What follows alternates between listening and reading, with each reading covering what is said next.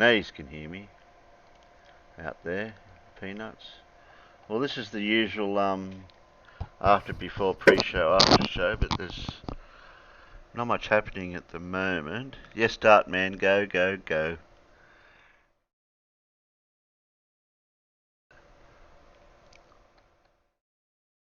I noticed Team Skeptic's live at the moment. Now you can hear me. Oop, out there. Better pause that. Yeah, don't want to hear me twice.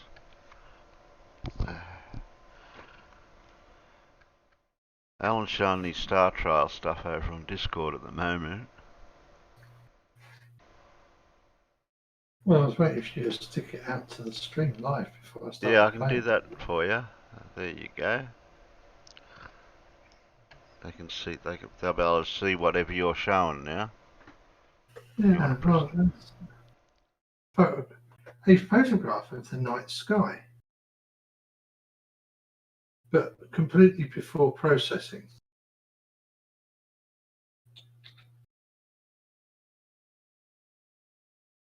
So I thought I might process it so that people can see what you can do with by taking photographs in RAW.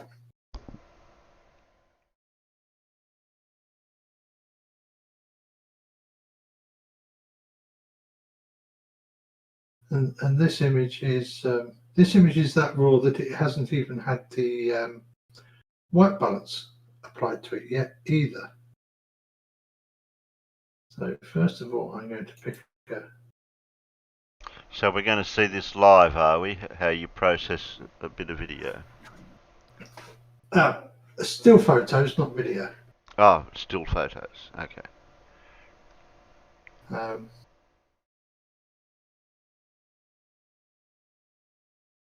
So the first thing I do is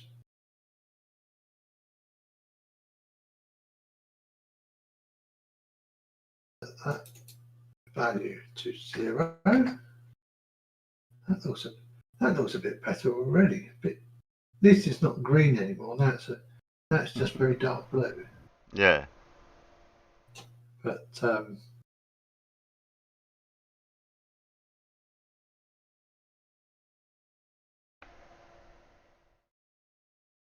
move the white balance back up.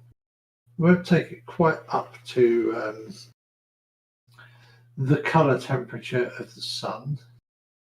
We'll take it just a little below where our star is. That seems to give the nicest colors.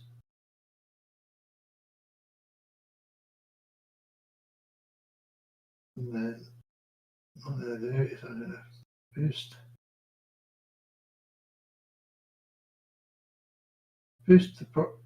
the bright colors some.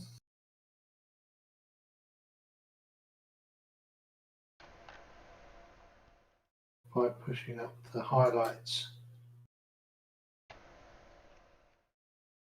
and the white tones, but not too much, because we don't want to bring out too much noise in the image. Yeah, I just readjusted the OBS image because it was a little bit cut off. Yeah, I changed the shape slightly because I wanted to be able to see the side chat. Yeah, I just changed it for my end. And I thought it would give you a bit of room to put something down the side of it. No, that's okay where it is. I could have it a lot smaller, but I'd have a blank bit at the bottom and a blank bit on the side. But the way I've got it now is I've got a very slight black strip down one edge, but I've got it fitting full screen for the YouTube. Yeah. You don't see the bottom bit right at the very bottom, the grey bit. All I see is the border frame and your side bar where you've got all your tools. Yeah. That's all you're meant to see, because that's all there is on the screen. Because the other sidebar where the other stuff is there, and only pops out when I put the mouse over the left edge. and then I can get to it, because And that's not stuff. That's not stuff I'm using to actually edit the image. and Just what's along the bottom toolbar? There's a few things I can see. that's mostly I can add star rating. I can add selection flags. I can add star ratings. I can add a color code so that when you're in the grid view, you end up with you can add color codes to the image to tell you what. Okay. Yeah. But your actual stuff that you mainly use is on the right side or the pop out. Yeah.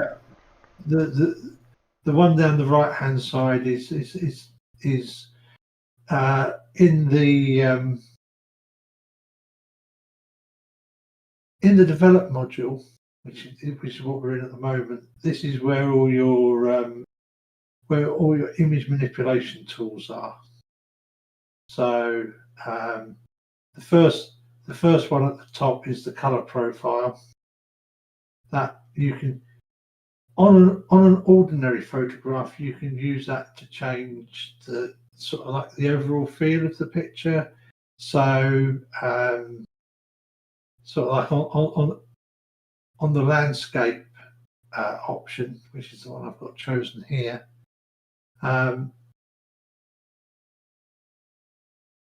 it tends to boost the greens and the blues a bit so that you get greens and blues saturation, so you get nicely saturated colours for landscape colours.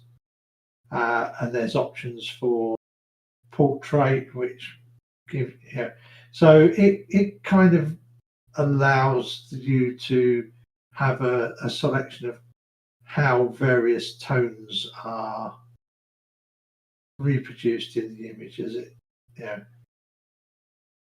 So as in it these images, decomposes.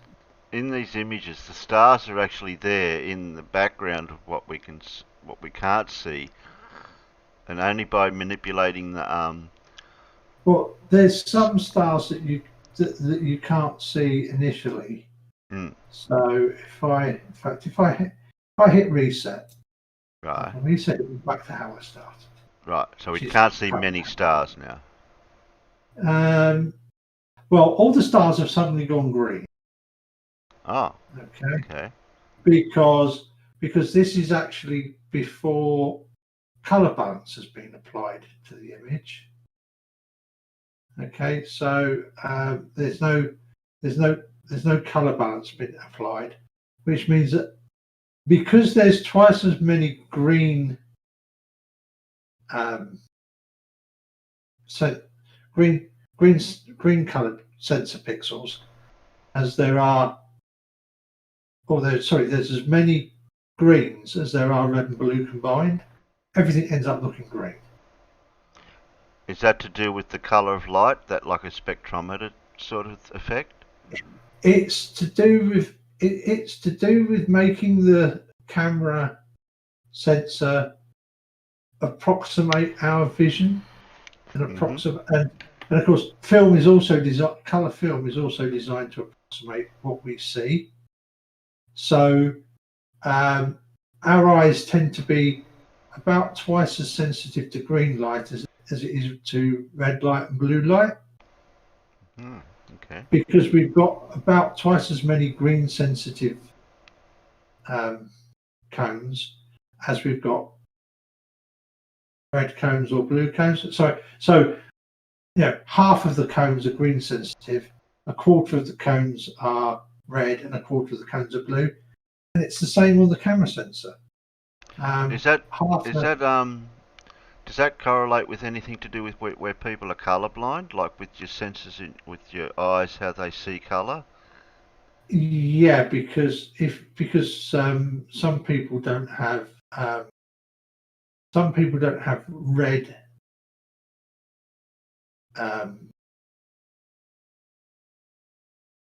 some people aren't sensitive to red light, so they're red-green colorblind.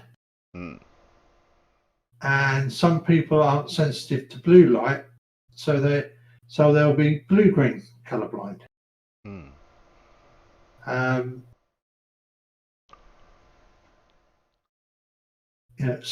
Some people are, and of course, some people are will see more red than others, and some people will see more blue than others, because again,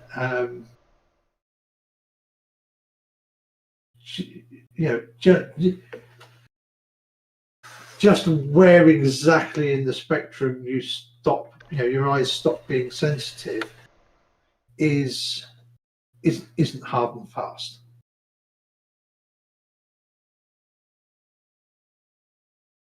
So in this case, with cameras, what happens is you have a multiplier that you apply to all the red pixels, a multiplier value you apply to all the green pixels, and a multiplier value you apply to all the blue pixels to bring the colors back into alignment, to align with the color temperature of the light that's falling on the scene. So like if you've got normal sunshine, a clear sunny day, sunshine, that will be between 5 and 5,500 Kelvin on the color temperature scale. That's where I was getting at with the spectroscopy of light. Yeah, but what we have here is we don't have the multiply in this. The situation we have at the moment is this image has the multipliers all set to 1, and usually you have the green multiplier set at 1. The blue multiplier will be set somewhere between 1 and 2, and the red multiplier will be set pretty close to 2. So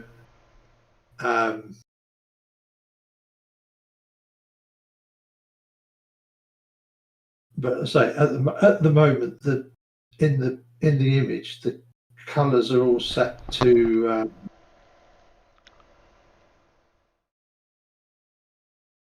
1.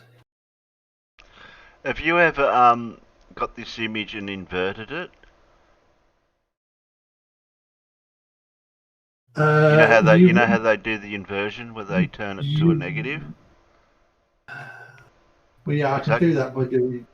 I can do that by going. Has that got a feature in this program? I can do that, but you won't like it.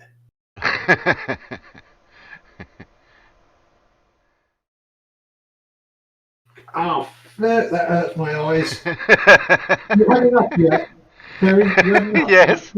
That's really effing bright. Yeah, it is a bit. So it doesn't quite work then, trying to negative image it. You can't see the negative image. Right, you can see the white dots, Yeah. or the greeny bluey coloured dots. You can see those because it's quite easy to see small little bright dots against a dark background. Okay? And I was trying to think of it the other way. You could see little dark dots in a white background. Well, on a print it wouldn't be too bad. On a print it's not nearly so bad. Okay. What you've got to remember here is you've got a bloody big bright white light. Okay. That's basically lighting up a transparency, which is what the LCD panel is. Right? Mm-hmm. And yeah, it's going to be really, really difficult to see little black dots against that blinding white bright light. But you would be able to manipulate it with the program to actually do that, though, wouldn't you? Yeah, if you, but I'm not yeah, saying to do but it now. But it yeah, could be it's done. not. It could be Yeah. done.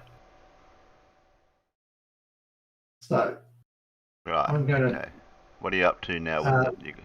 that? I'm going to set the white balance, and the white balance actually has two options. It has a blue-yellow scale and a green-magenta scale. And I'm just going to set the green-magenta scale to 0 because this sensor is actually pretty well behaved and mostly just needs to be in the middle. And then I'm going to adjust the blue yellow slide, take up from a color temperature of 2000 Kelvin up towards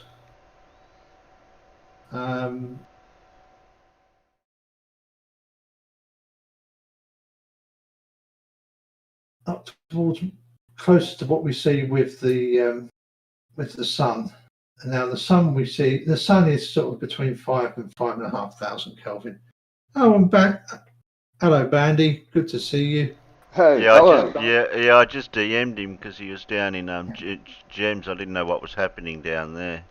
No, not much. It's the same old, same old. Yeah. I didn't know if you knew that I was gone live or not on a Monday. No, I didn't. But yeah, Yeah, no, sure. Mondays I do a bit of an after pre-show, after show, whatever you call it, just whatever, no Yeah, topic, whatever. cool. Yeah, no, I'm just well, I just basically had him on in the background while I'm packing boxes, Terry. Still packing boxes. Have you sorted out your Yeah. rubbish pile to your keep pile yet? Oh God, Terry, I seriously just need to get a bulldozer and just dig a big hole and just push it in there. My life would be so much easier. Oops. I don't know. Are Oh, they hearing you out there? They should be, shouldn't what, they? what are we out somewhere? Yeah, we're live. Oh my God. I can't believe we're live. Hi, low live. I just I just double checked my settings because I had the settings set for. I've got to put them to that one. Okay. Well, if we're all in Yeah. Discord, I think I should have left them the other way. I got voice meter output for input, Alan, for me, but Discord I use default, so hopefully it will still be alright. Okay, yeah, Armageddon said you could hear him. Yeah, okay, that worked.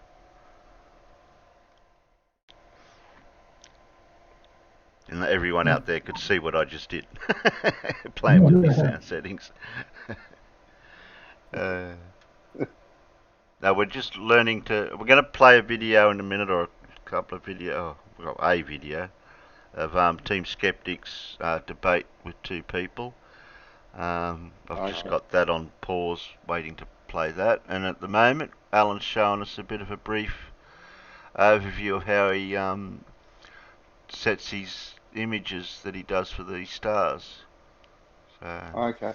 that's When you play the interesting. video, Terry, are you playing it through Discord or do I have to go on the YouTube to watch it if I want to watch it? Um, No, I could I probably do assumed it you were through. going. I could do it through Discord, couldn't I, Alan? The way I'm I doing it assumed you were now. going to do the whole. I assumed you were doing the whole thing through Discord tonight, Yeah, I could do rather if it than works. saying We'll see how it goes, Bandy. See if it comes through Discord. should Please. I do haven't because I you can haven't do the tried that usual yet. Yeah, sharing. yeah, I'm sharing the Yeah, you same can share. window. Yeah, Yeah, you can share it to the panel yeah. through Discord, Mhm. and you can either just leave it as it is or use your usual Zoom. Use the usual OBS thing for streaming YouTube to YouTube. Hmm. Yeah. Yeah. So now having got the colours to be kind of close to what you would expect to see from stars, I'm just going to boost the lighter tones in the image somewhat, but not too much, because I don't want to get too much noise up, because you can see in the darker areas here there's a lot of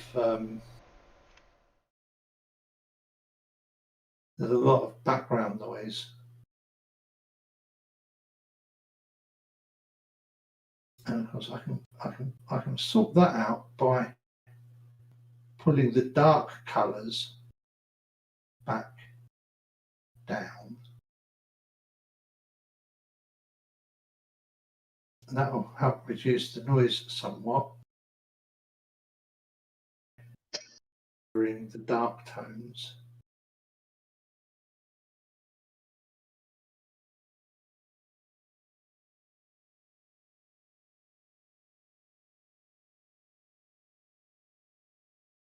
No, I haven't got any milk. Yeah, I've got milk, Scott. What do you need, son? Yeah, I just read it out. Terry.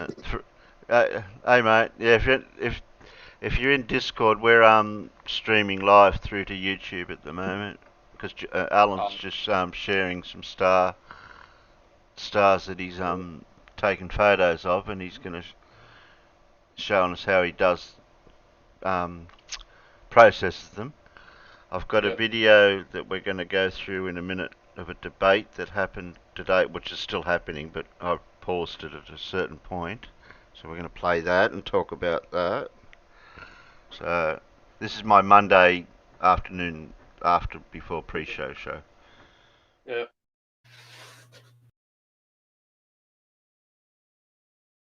Sorry, Alan. So I've used, that's all right. So I've used the highlight control to bring up the brighter tones in the image, i.e. the stars, and I've used the shadows control to bring the dark tones back down to get rid of some of the noise. What do you call noise?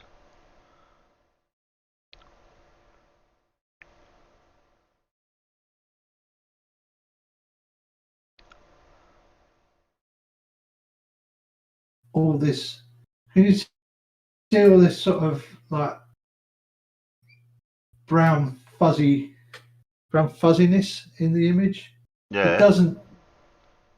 I'm not sure how well it's getting from me to you and then from you to YouTube. Oh, I can definitely see it in the Discord. So I'm just waiting for it to come through to YouTube, and that because it hasn't come through yet. Yep, there it comes.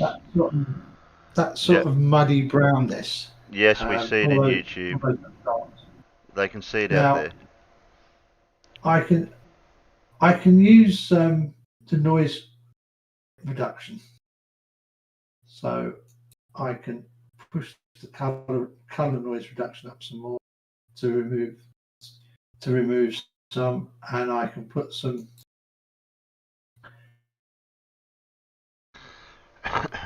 color spectrum filtering in there to smooth it up. But also, see, I can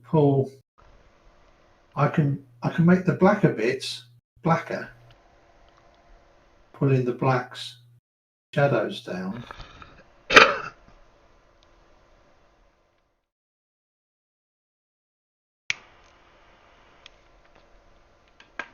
And that gets rid of a lot of the noise in the image. And then let's have a up here. Here we have the I believe that's the Pleiades, the Seven Sisters. Oh, hello, Peter. So yeah, Peter's out there. Where's the Southern Cross, Alan? Sorry? Nothing. I said, where's the Southern Cross? Oh, what? You mean them stars I can't see? Why? Yeah. We can see them. I don't know. I just can't see them at all. But I can. I'm not sure if you can see. Oh no, the Pleiades are. Yeah, you probably can just see the Pleiades at times because they are not circumpolar here. What's that bunch of stars all grouped together, Alan? Sort of What? in the top. Yeah, there. What's that? Is Yeah, that a yes? that's the Pleiades. They're also known.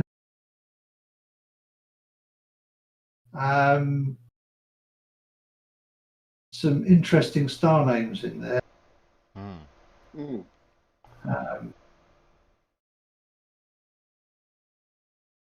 Yeah, Especially, the only way I can see how this works is if you go to that star program thing. What do you call it?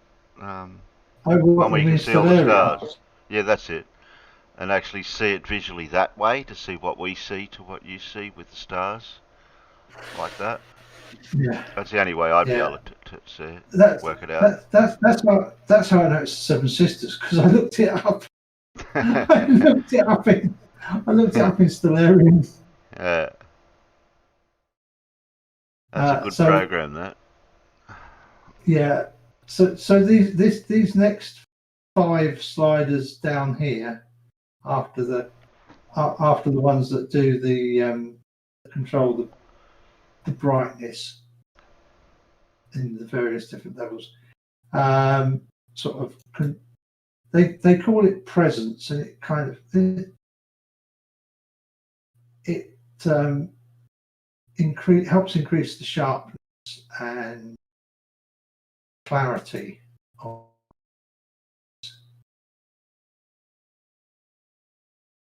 And then the last one that I used. So you have 3. You have texture and clarity. Texture clarity is like really controls like the really fine grain of the image. So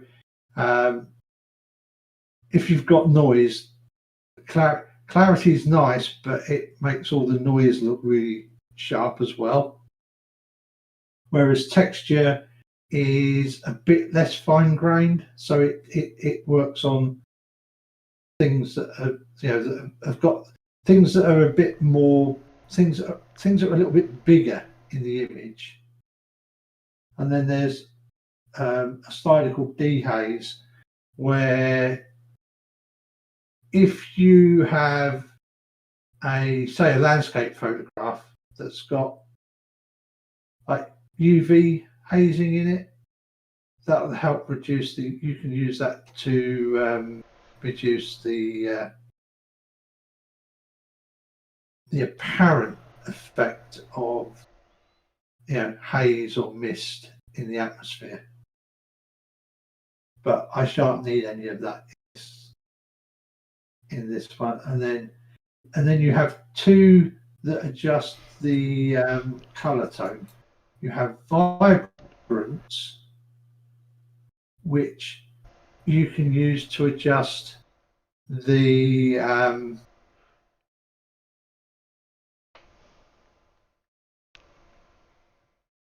it doesn't boost the saturation overall. What it does is it boosts the saturation where there's 2 different colors joining each other, so that you kind of get a better differentiation of saturation and colors.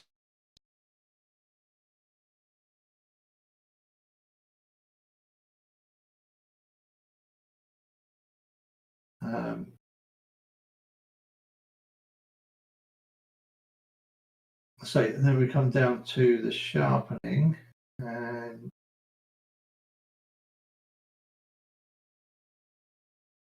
I'm just going. And obviously, this takes a lot. I'm not picking on you, Alan. I'm just saying. Obviously, this can take a little bit quicker because you're not narrating it as you're going. Oh God, yeah. And I mean, I very often have. I kind of know what settings I'm going to use with various different types of picture anyway. Yeah. So yeah, I can have presets saved and just apply a preset, and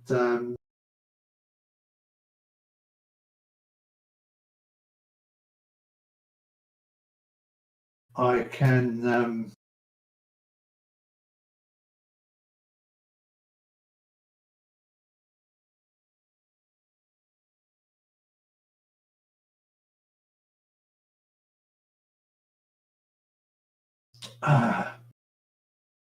and also, of course, I've now, so that's all the settings that I would adjust for the stars. So at this point now, I can go to here and go copy and check everything, which will then copy all of those.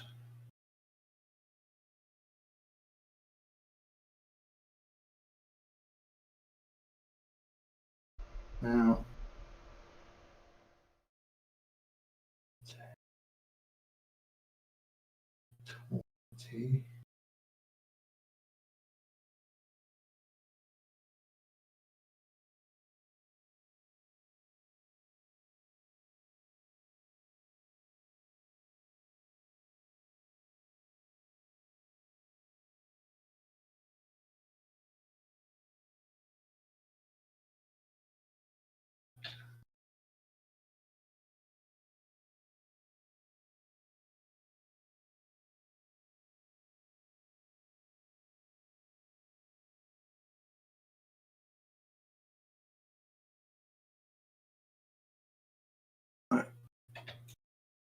so if I now select those, which are the rest of the stars,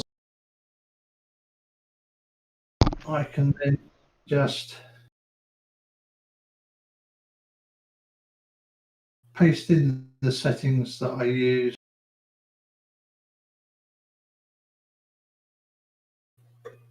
on all of that the one, other and images, it'll share it with all of them. and it pastes those settings in to all of the photographs.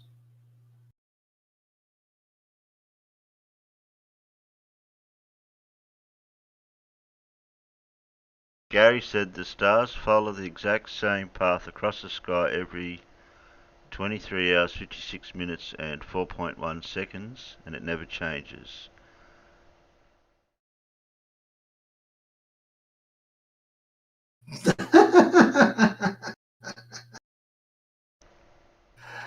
Yeah, okay, Gary.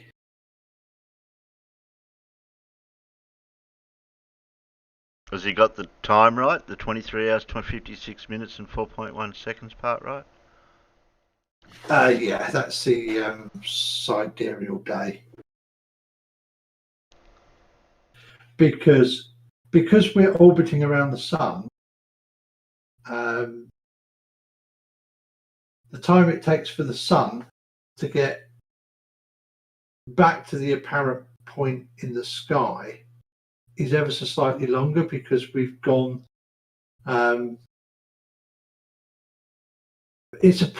we go approximately 1 degree a day around the sun, because obviously there's 360 degrees in a circle, 365 and a bit days in a year. So you get that.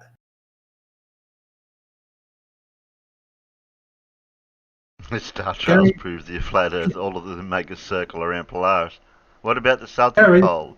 What about the southern yeah, what mountain? about the sun? Oh, and also Gary's also wrong, because Polaris isn't stationary in the night sky.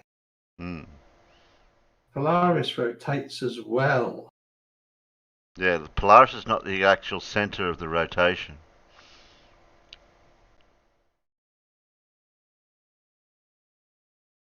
I don't know how many degrees it's off by, but I know it's not the center.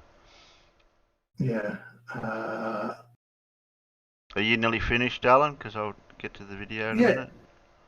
yeah, I'm finished now. You've I no, can stop. you've copied all that onto all those images, I've, so that they're all done I've now. got, Is that they're all you done don't now. need to? Oh, okay. Yeah.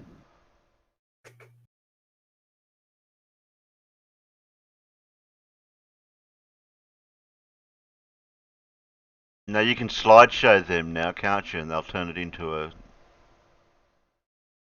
star trail.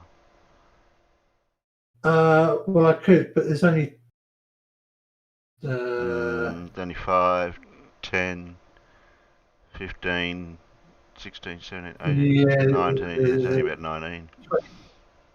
20, I think, Yeah. because I was actually doing them to stack to do them as a star trail. Hmm. What's the minimum amount of images you need to do a bit of a star trail, do you think? Well, I mean, the slowest I would play them back is 24 frames a second. Hmm. So 240 if you want 10 seconds worth. Mm-hmm.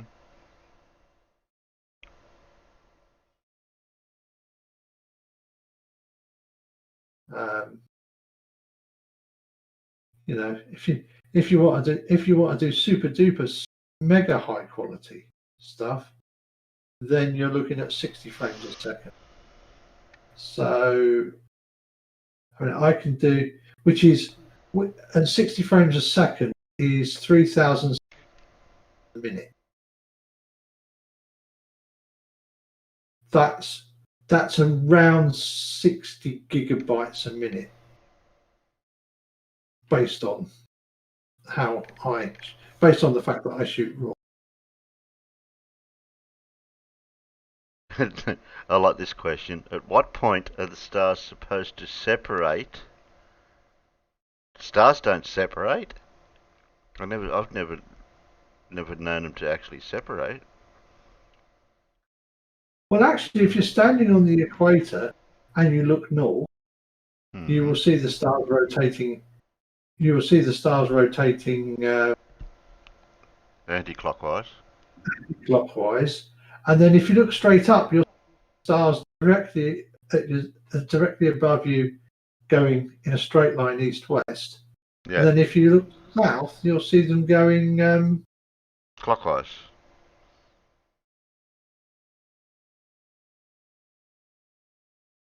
Hmm.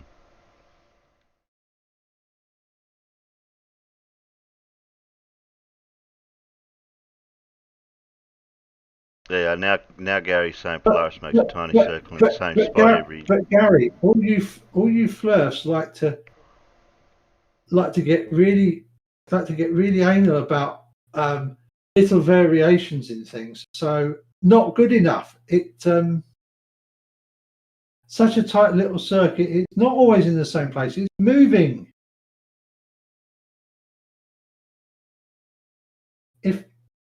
If changes in measure in something in a measured phenomenon take place, at 6 or 7 decimal places of accuracy, and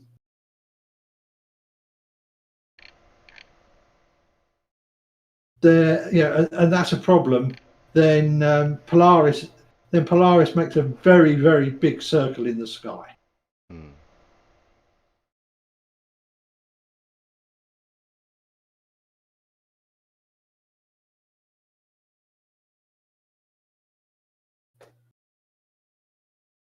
You're saying our planet doesn't rotate evenly?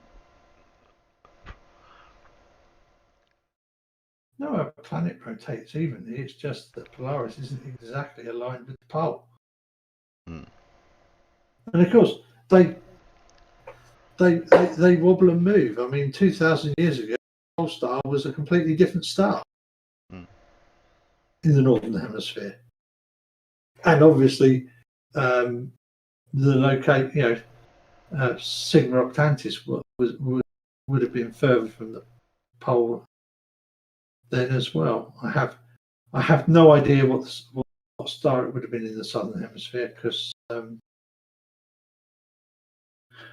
unfortunately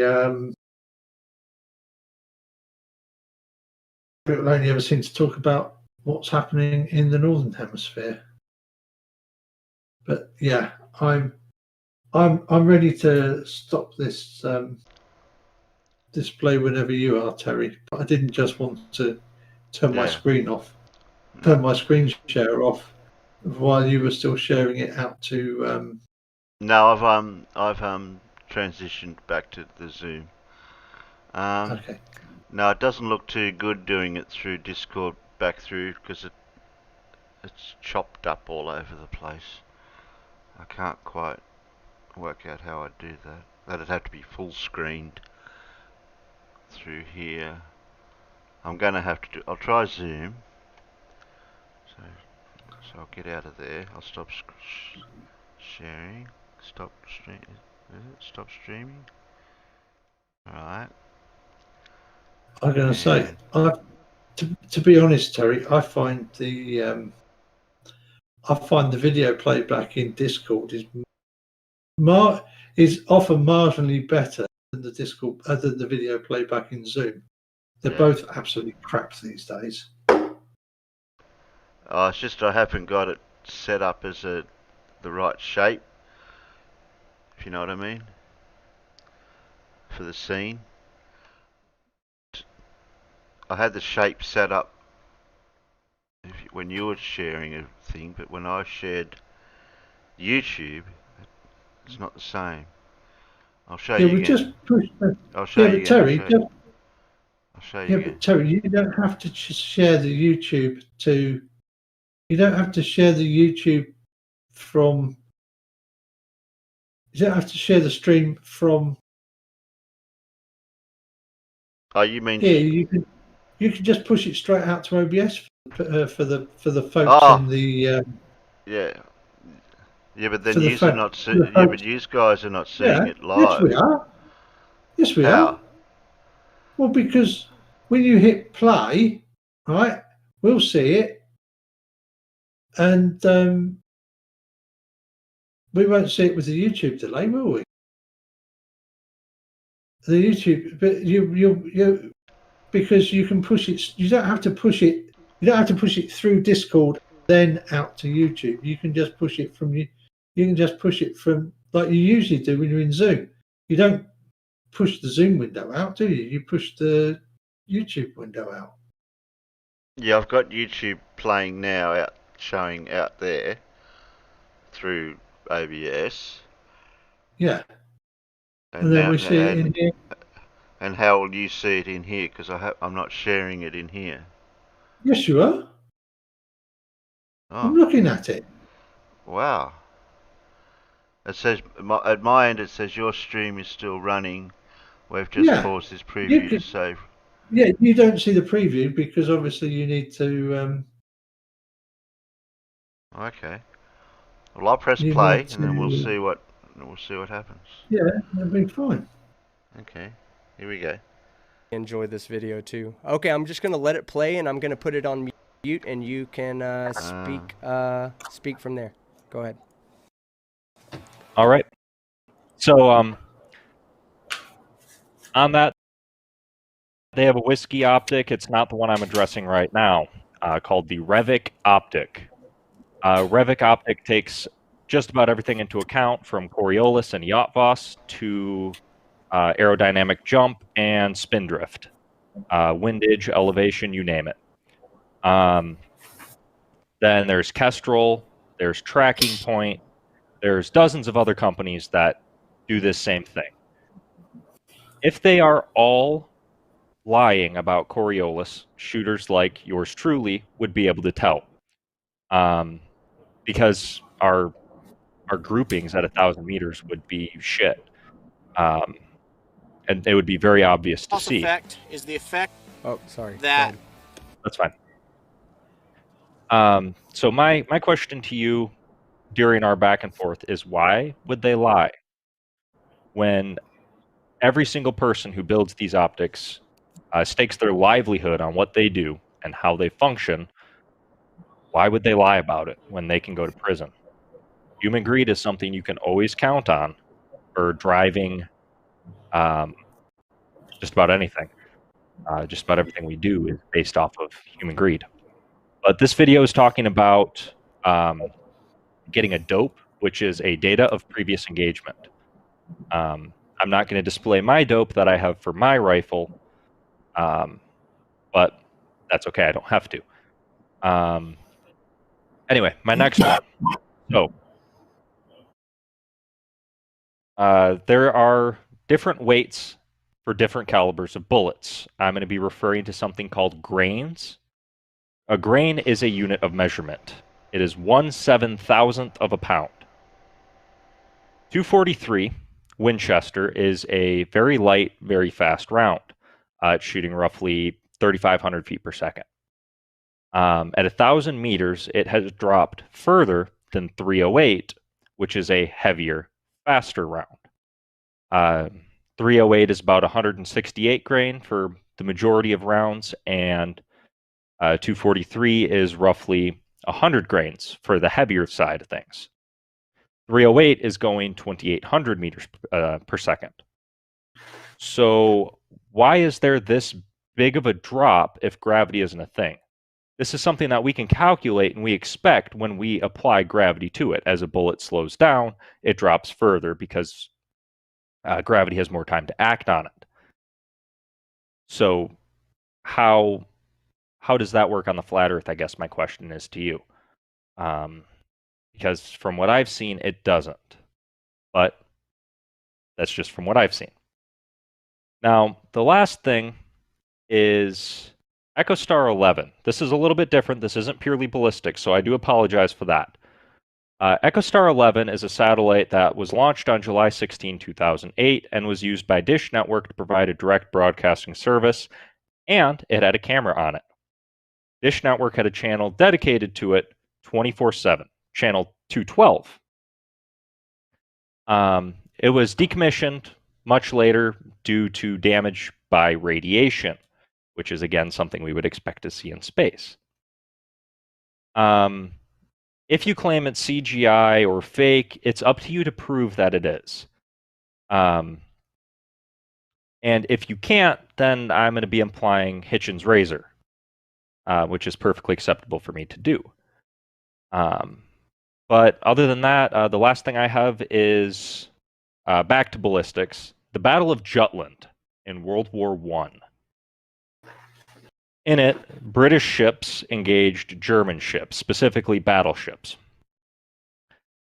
The British ships were roughly 200 feet off from their target at 10 miles, which was the limit of artillery, naval artillery at the time. It wasn't Jutland. Because that was the best they had.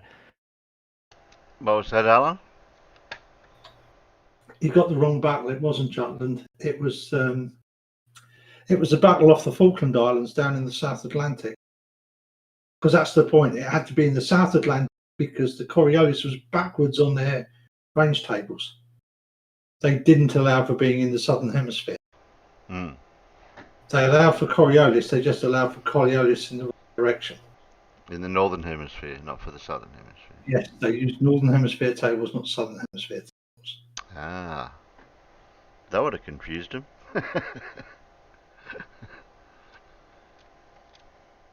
That's why they kept missing. Yeah. Oops, we missed. Missed by that much. Once they applied the correct Coriolis effect to their rangefinders, which is completely mechanical, there is no digital input. Was that with or without? They were the hitting Girl German Scouts? battleships left and right. Okay, not left and right. Their odds of hitting went from What's that, Scott? It's all right, doesn't matter. 1 in 200 rounds to 1 in 150. Diamond's gone there. Again, how is this possible on a flat Earth?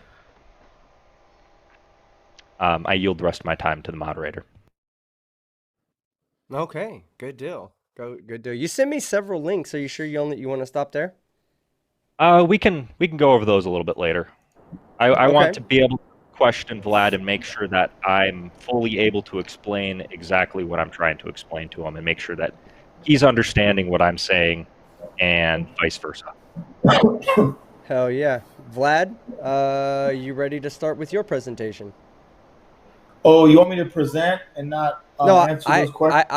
no. We'll get to a back and forth later. You present your side now. Any of the videos you sent me, just tell me which ones you want me to play, and I'll play them. Okay, all right. Let me check my notes over here. I didn't know I was going to present. Okay. Well, you're present. Yeah. You sent me links to videos, right? Yeah. I mean, like Yeah. I'll play the videos for you. You just tell me which ones you want me to play. Okay. Play. Read me. Okay. Play. Play. Let me see what. Hey, since he's a ballistics, play the ballistics video first. Elements of long range shooting, correct? I love this video, by the way, Yeah. Vlad. Okay, give me 1 second to set that How video long up is- for you. How long is the video? Because we might need to hear the whole thing. There's something he says that I want to be. I want to make a point out of one of the things he says. In this Okay. video, he states that Coriolis only needs to be applied to targets when you are doing when you have time to apply it. It's not necessary at 1,000 meters, but it does affect targets at 1,000 meters. So Vlad, I'm loading that video up right now. You tell me when you need to stop it and make some points, okay? Yeah. Here we go. All right. And you want the audio on this video, correct? Yeah. Okay. So the Coriolis effect is a second order effect that affects your ballistic trajectory. It has to do with the spin of the Earth. Okay, so you're basically shooting from one point to another on a rotating sphere in an inertial reference frame. And the consequence of that is that if the flight time of the bullet gets significantly long, the bullet can have an apparent drift from its intended target. And the amount is very small.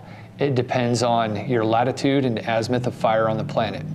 The intent of this short video is just to give you an overview of what the Coriolis effect is, where it comes from.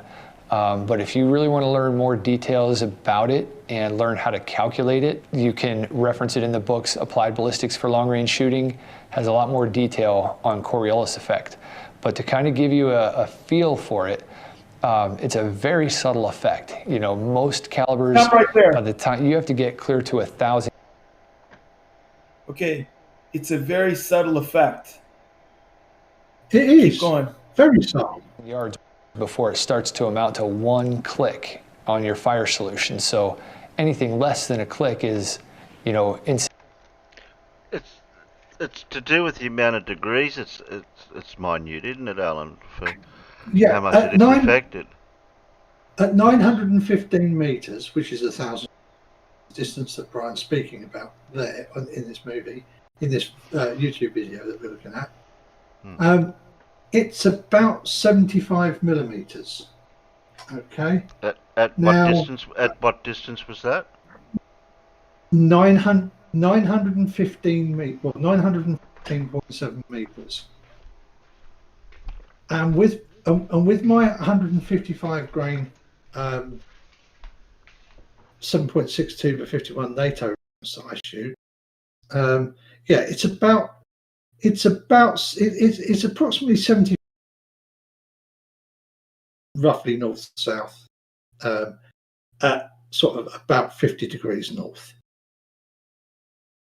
Now you have to understand that on a blustery day, I might be dealing with windage that is changing by the second from between 2 and 4 meters. All right. So when I'm doping wind at 2 to 4 meters, am I really going to worry too much about 75 mil from the Coriolis effect?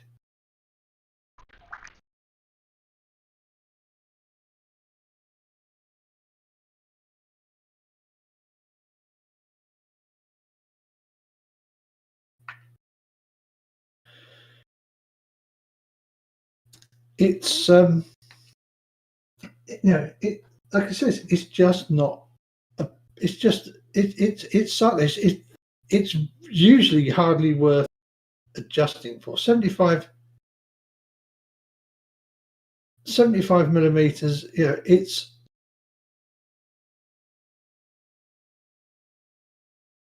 one click of the dial can be one click of the dial at 1,000 yards is 2.5 inches, which is 75 millimeters.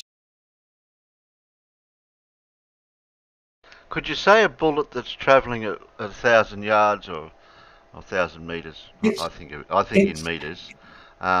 Yeah, The amount of wind that you can get if it's blustering, can that deviate? Can we talk about 915 meters then, not 1,000? Okay. Because I've only ever shot at 1,000 meters because it was effectively outside the effective range of the weapon system that I was using. It was a bit of fun, but 915 meters is inside. It's that sort of 100-ish meters is the difference between it working and it not really working very well at all anymore.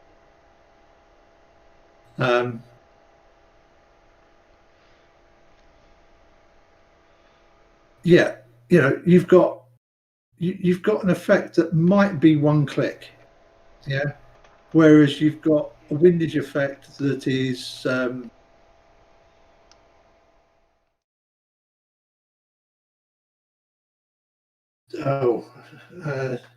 100 clicks,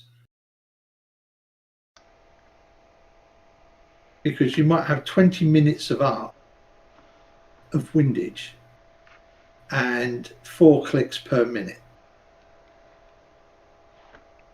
of arc. So that's 80 clicks, isn't it? You might have 80 clicks of windage and 1 click of Coriolis. What do you mean a click? What, a degree?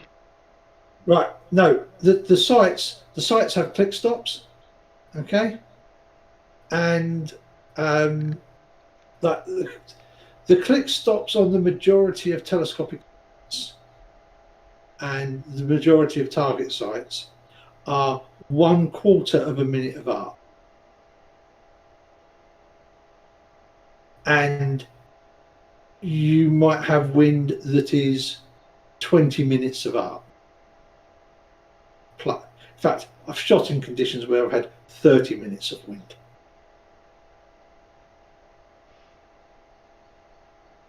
And 30 minutes of wind is 300 inches.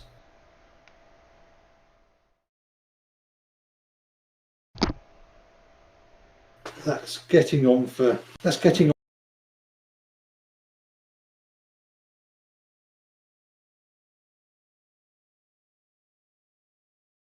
9 meters.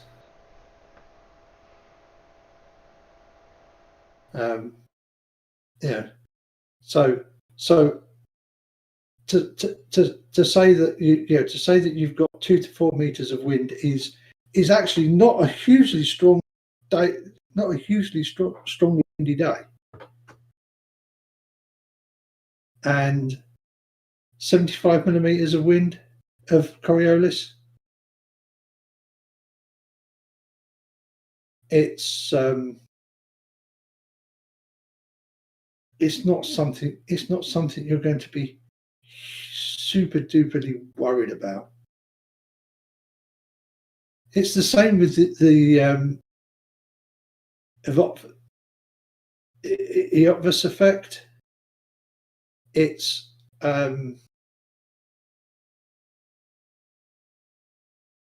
the difference in height it makes is if you're shooting at a distance where you haven't been able to exactly measure the distance, a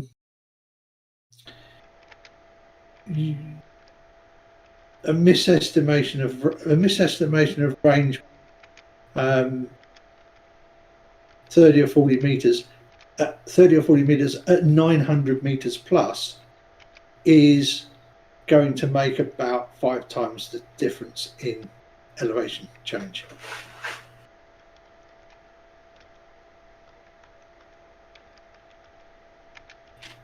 So, yeah, everything this shooting guy is saying is exactly what we'd expect to see. Hello. Significant because you can't adjust for it. right Coriolis there. effect is not something to think about. It's insignificant. Something. Coriolis effect is something you should not even think about, he said. Keep going. Is worth. So applications where you could think about Coriolis and have it be a major impact on your hit percentage is if you're shooting at extended range on relatively small targets in low wind conditions. In those cases where you know your muzzle velocity in BC very well, basically pristine conditions, that's where you're going to see Coriolis creep in, and your solutions will be, you'll see more refinement and more accuracy in your solutions if you account for Coriolis on those types of shots. But you know, Coriolis, if you miss your target by 3 feet at 600 yards, it's not Coriolis. You know, if you're thinking about Coriolis while you're trying to engage a moving target, you shouldn't be. It's a very subtle effect. People like to make more of it than it is because it's mysterious and it's sort of an attribute of what people think of in the, you know, as to why long-range shooting is so hard. But in most practical long-range shooting applications, Coriolis isn't important. What is important is to understand when you should think about it and when you shouldn't, when applying it will matter and when it won't. All right. Well, you know, I don't know if I can really add much more to what the man just said in an argument against Coriolis. It seems to not really be a thing, according to coming straight from the horse's mouth. You know, it's like Bigfoot, man. It's like, kind of like some people believe in it, but how are you going to prove? Yeah, well, obviously he's just picking out the word that it, like, it's not really a thing in the way of the measurement to do with the distances involved, Alan, like you were just explaining before.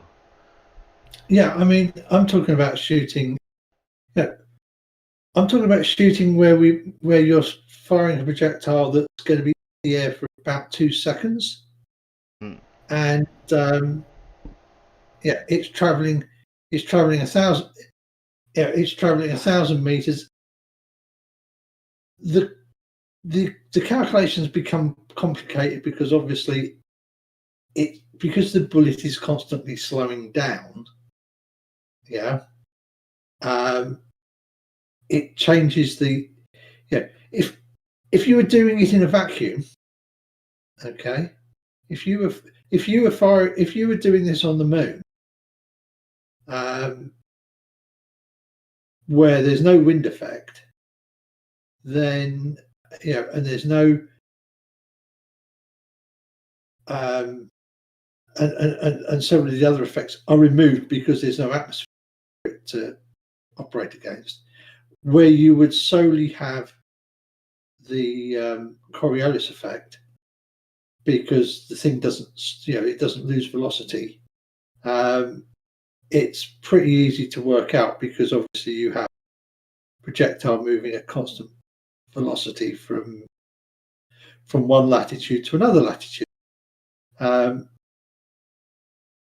Once you start bringing all the other effects, once you bring in the fact that in a fluid and is slowing down from friction, you get this.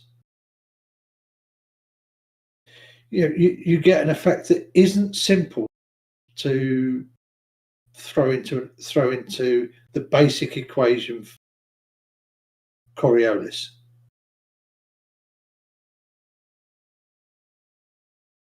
Okay. Prove that. Is there any way to? Has anyone gone out in the field and shot at a target and not considered Coriolis effect and then You're still seeing the video in Discord, Alan? Yeah. Okay. took effect into consideration and then scored higher? I'd like to see that. The,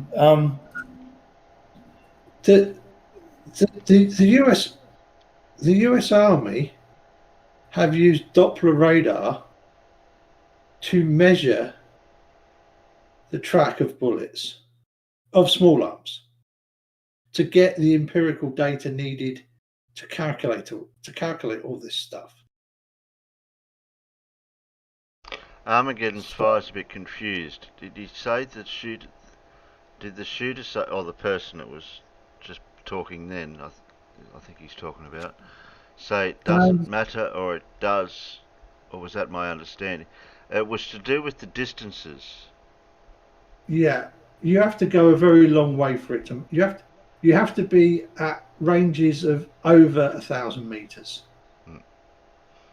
and you really need to be sort of for it to start becoming significant. You've got to be getting up into the sort of 1,500 to 2,000 meter ranges. So stuff like 338 Lapua Magnum and 50 Browning machine gun sniper rifles, those sorts of firearms, not stuff in not stuff in 30 caliber. What projectile distances was these ones that they were shooting at boats in the World War II scenarios? Oh, in World War One, in the Battle of the Falkland Islands, we're talking up to 16-inch guns, I think. So that's a 16-inch bore diameter and ranges over 20,000 yards. So ranges of 20,000 to 25,000 yards. Can anyone convert that to kilometres? Well, yeah, 20 plus. I mean, a yard at that point, yards and meters can be reasonably interchangeable. Oh yeah, yards. Yeah, that's yards right. and meters can be reasonably interchangeable at that point. Yeah. Okay. I forgot about that. So that's over visible range of the horizon, isn't it? Yeah, when you start talking 20 to 25,000 yards, it's not going to make a huge amount of difference, is it? Well, that could mean the matter of hitting the front of the boat or the back of the boat, because don't forget you got the wind as well. Yeah, you still, but of course, because they're bigger and heavier and because ballistics is actually really complicated. The big heavy shells are actually much less affected by the wind relative to tiny little bullets. Yeah.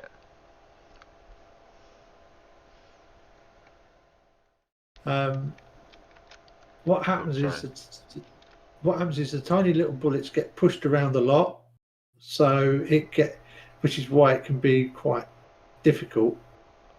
Whereas in big old shells, they'll get pushed by a prevailing wind, but the little the small variations in wind won't have nearly such a big effect, because you're talking you're going to talk about a shell that's going to weigh 8,000 or 9,000 kilos. So if you were able to measure it or at least visualize 5,000 or it, 6,000 kilos. the slow-mo guys could get a bullet, shoot it at 1,000 yards on a windy day, and the bullet would have deviate maybe a half a mil or a mil left to right as it's going through the air, if it was a windy enough day. Right. I'm just thinking a bit. With rifle bullets, Terry, right? You fire one at 900 meters, and it gets pushed all over the. It gets pushed. It gets pushed around by all sorts of forces. By far the biggest force on it, and by far the biggest influence on where it goes, is the wind. Right? The wind can blow anything. The wind can blow anything up to 8 or 9 meters to one side or the other. Wow. Right.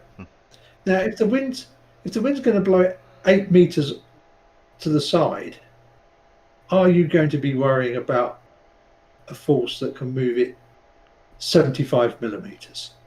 No, I don't think you'd be worried about that. I'd be more worried about the wind. That's like I said, that's one click adjustment side. Whereas you might need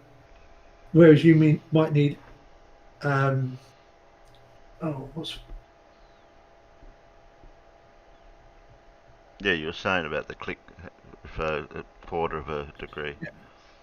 Yeah, I mean you could quarter of a minute. You could have 120 clicks of windage on to get to 30 minutes of windage. I've shot in 30 minutes of wind at 1,000 yards. It's interesting.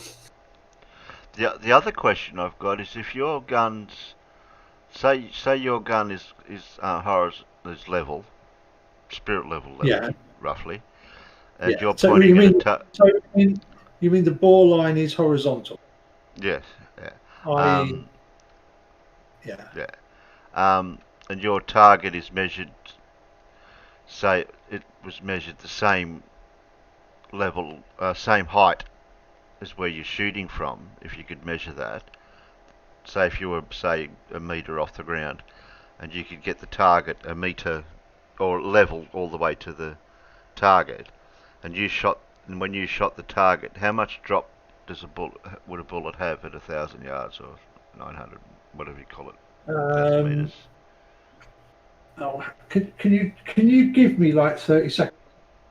Oh, okay. Yeah. Sorry, I didn't realise it was a tricky question. Because I do have those answers put away somewhere in a thing I've got, but I thought somebody might have known that off the top of their head. That's okay. I'll play the video. Are you guys there? Or is it I'm talking to myself? I didn't know. No, yeah, it's your time. Everybody's being quiet, so you can present during your time. Do you have an? Yeah, I got more. Okay, so that's still presenting. I was waiting to get attacked by you guys, but I'm still presenting, which is nice. I don't do that sort of thing, yeah. Okay. So, the next one. Show me the shadow of the moon on. Just so you know, if I've got it so that the target at 300 yards has the bullet passing through it with my sights at 0, yeah. At 1,000 yards, the bullet will have then dropped 968.3 centimeters. Wow.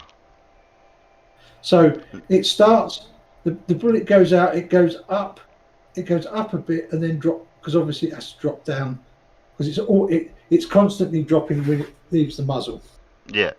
So you point it up a little bit so that it's gone up and then dropped back down the same distance by the time it's gone 300 yards.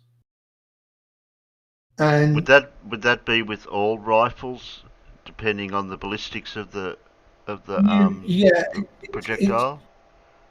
yeah, you set your you set a zero where the bullet goes up and drops back and goes through the target at whatever your zero distance, whatever your zero range is, and that's the range that you have indicated as zero elevation on the sights.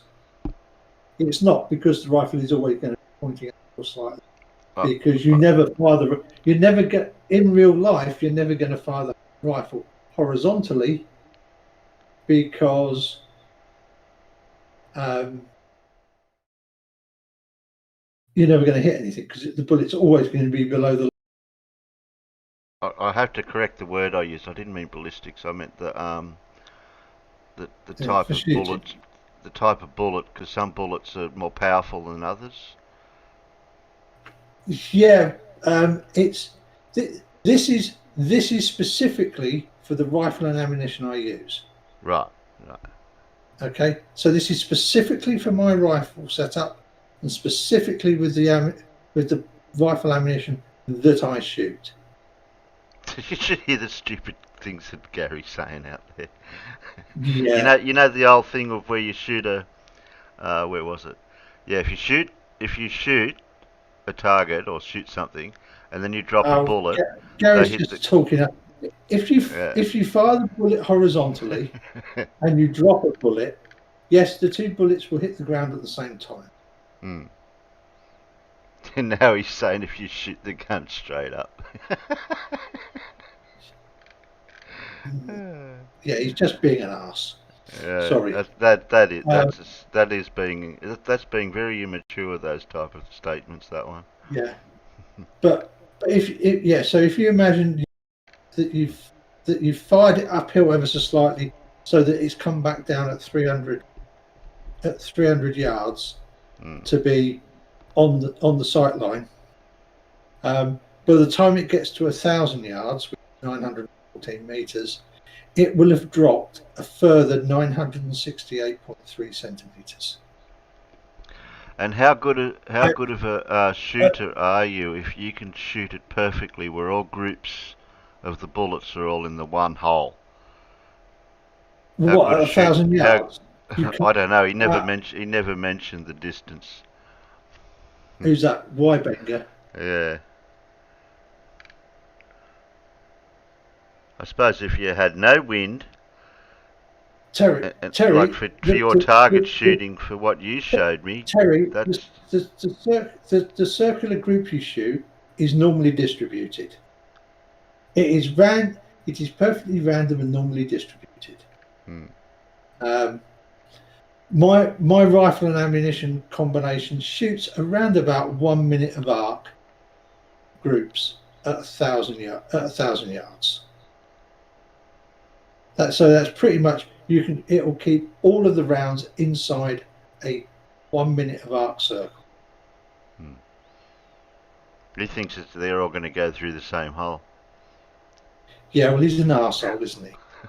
Sorry, but he is. Yeah, I know. That's what I said. Yeah, but I already said that, Alan. So also with a 16 kilometre an hour breeze at 90 degrees to the direction you're shooting, the bullet is going to be pushed left or right, depending on which side it's coming, obviously, 303.6 centimetres. Well, we better press play, otherwise we're not going to be able to jump forward. Yeah. No, that's okay. Shadow of the Moon on Earth. I just want to get to his arguments and then the back and forths in a minute. Which one is that one, Vlad? I don't see Not that. the puppet. Not the puppet on the string. The Shadow of the Moon on Earth. Okay, you didn't send me that one, I don't think. Will you shoot me that link real quick, and I will download it? All right, play puppet on the string while I'm doing this one. Okay, give me 1 second to load that up.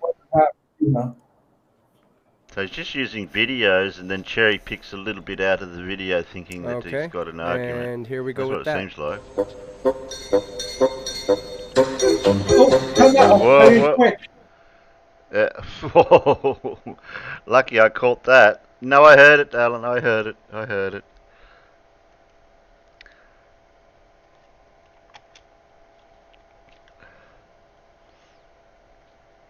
So something in this video he's going to pick out. Okay.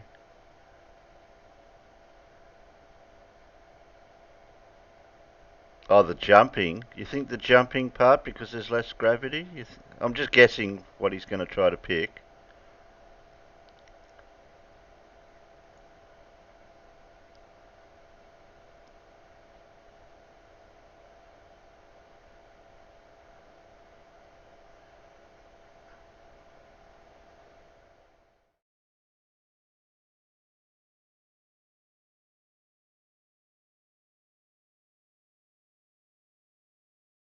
Yeah, the guy, he fell over, and it's hard to get up with the backpack and everything.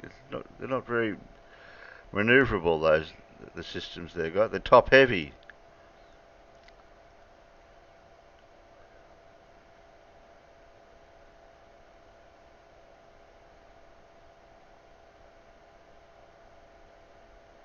And it's easier to hop to walk than walk.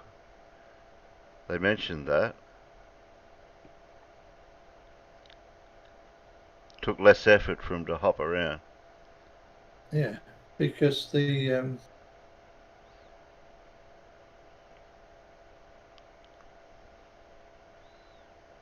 Now the comparison to them doing the bungee cord thing to practice how to move was just a way of simulating the less gravity.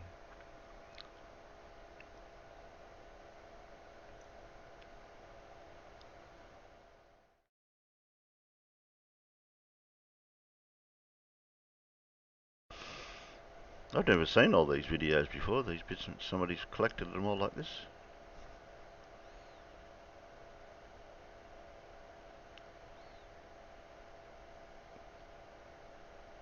What is it, 1/6, isn't it, Alan? Earth's gravity or something? yeah, about 1/6. I like Fred Knotts. I'd say Gowie is the dumbest FE, but SE Montreal exists.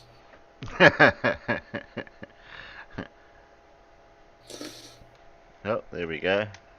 I'll put the sound back. See what he's got to complain about that.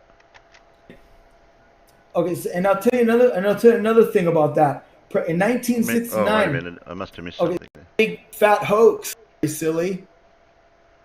You know, that's very silly. Oh, he's talking all the way through it, Alan. We missed what he was saying. And Yeah, but the it's a music big in the fat background hoax. helped with it.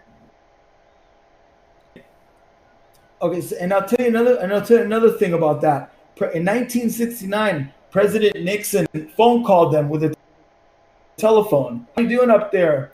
This is President Nixon. We're very proud of you you boys down here. You're great Americans. And then they answer back with no from the moon, 250,000 miles away. We've got the super whopper power system. The delay between the moon and the Earth was it 7 seconds or something, or It's 2.5. Oh, it's only 2.5 seconds. Okay, it's less than what I thought. Oh, it's hang on, it's 40. Was it 240,000 miles? So it's roughly. If you say it's 400,000 kilometers.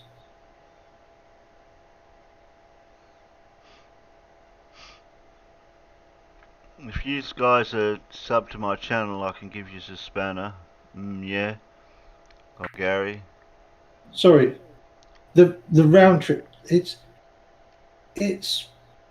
at 400,000 kilometers. It's approximately 1.3 seconds there and 1.3 seconds back.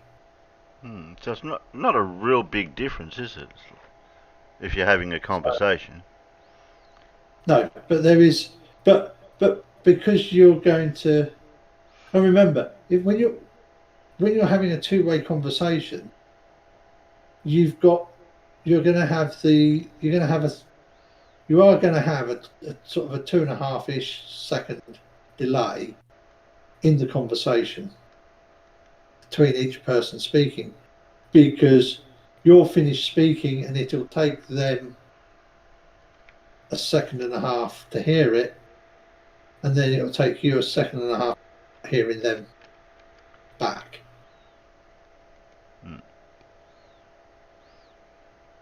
Yeah, I thought he might have went down the road of the actual telephone. How can they make a telephone call to the moon with an actual telephone? And I'm thinking, well, the technology was able to link it through to the radio signal. How hard could that be? It's not as if they had a telephone wire going to the moon. Oh, we'll see what else he's got to say.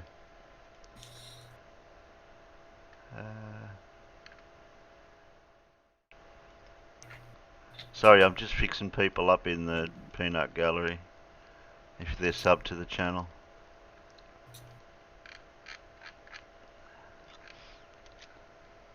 Press play.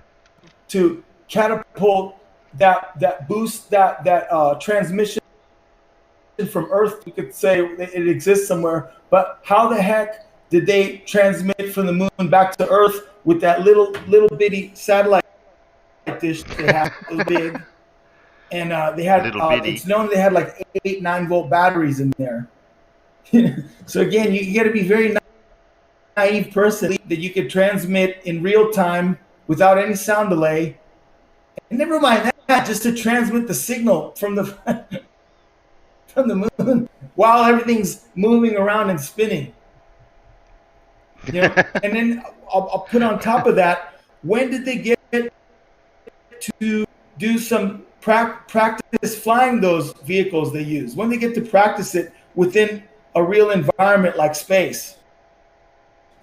Well, they didn't. So that means their first shot, they had to get it right. Those test pilots, the first time flying those vehicles, gravity, completely different realm environment than we have here on Earth with air and gravity. They're floating around in space. So the vehicle is like a little tin can that, without jet propulsion, it's got little like blasts. The way it moves, there's like a little blast, a little explosion will happen, and then the spaceship will, like, because of that explosion, so they say it'll kind of like turn like this way, like bang, and then it turns that way. But what if they want too much, they're probably going to get overcome, they bang, blow it the other way. Come on, man. So they got it perfectly right the first time out. And they landed on the moon, they orbited around it. So when they landed on the moon, another vehicle was orbiting around the moon. And then when it was time to take off, they took off and they caught up with that other vehicle before. Never had a test flight. They just got it right the first time. They were able to track it around and then connect perfectly. There was I forgot the names of it. Is the phrase Tomcat? Is phrase orbital mechanics? Is that the right phrase to use for stuff to do? Yes, Terry, that is. Orbital mechanics is the phrase you're looking for, mate. Right. Very well understood. So he's just explaining how they did that. Yes, yeah, that's how they did it. And let's face it, about Apollo's 8, 9, and 10. They figured it out. Yeah, it's amazing what science and math can achieve. Apollo 10, they did everything but actually go and land. They practiced, did they, on that one? One of them, they practiced something. Yeah, they did. 8, 9, and 10 were all did the I'm pretty sure 8, 9, and 10 all did the translation for various bits. Yeah. Yeah, it's not as if they did it the first time. The Soyuz, they connected and then flew back perfectly. Okay. Yep, exactly. Let me.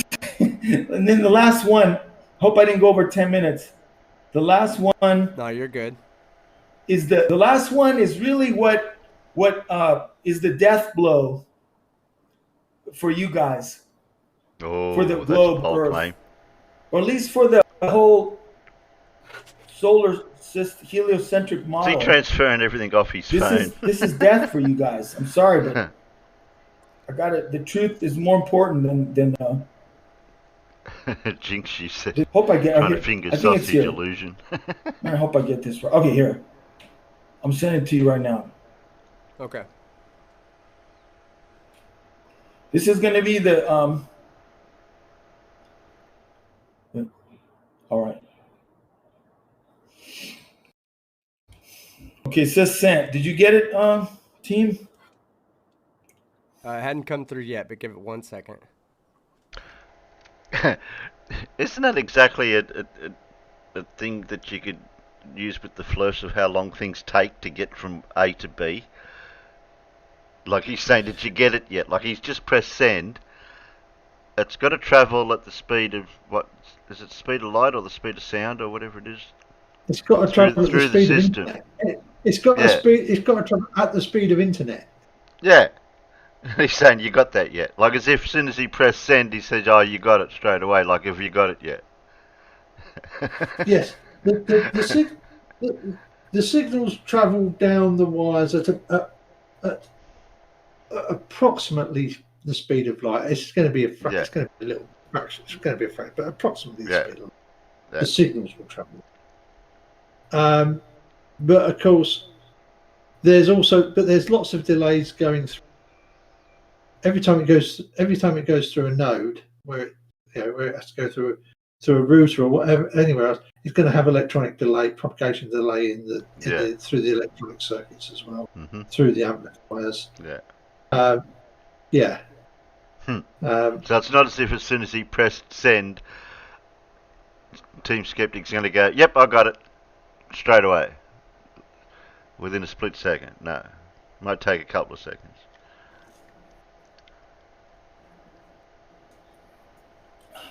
Yeah, I got it. All See? Right. Now he's got it. Play that exactly.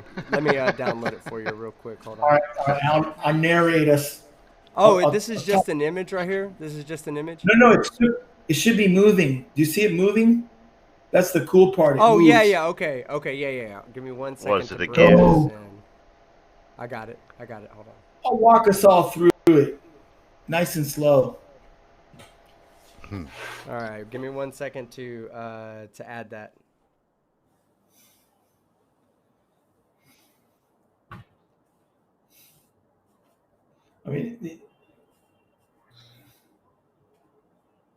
Okay, and here we go. Okay, so whoa, played fast. Hold on. All right, yeah. So what you see here, this is a real video of the real shadow of the moon on Earth during the 2017 eclipse. Oh wow, you got to be kidding! Look at the what do you call it? The lensing. What do you call the lensing thing of the way the curve of the Earth shape? Shit, I can't think of the word. It'll come to me. Fish, not is it fisheye or something? The type of barrel distortion and whatever it is, all that. Oh, I have no idea because, Terry, I don't know. You don't know. And now this shadow we're looking at, the perimeter of it is 70 miles. Well, it's supposed to be an image taken of the Earth with the shadow of the moon. Yeah, wide. But you look at it, and we know any shadow cast by an object it's like as if it's taken not from a normal lens. It's barrel distorted and fisheye lensed or whatever you call it. The sun, like a sort of.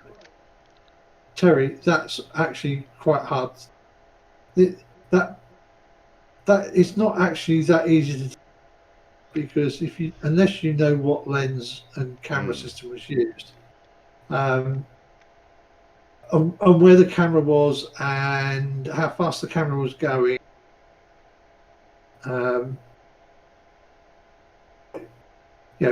the distortions you see, it can.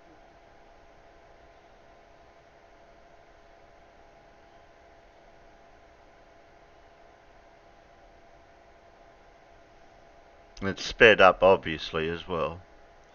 Yeah.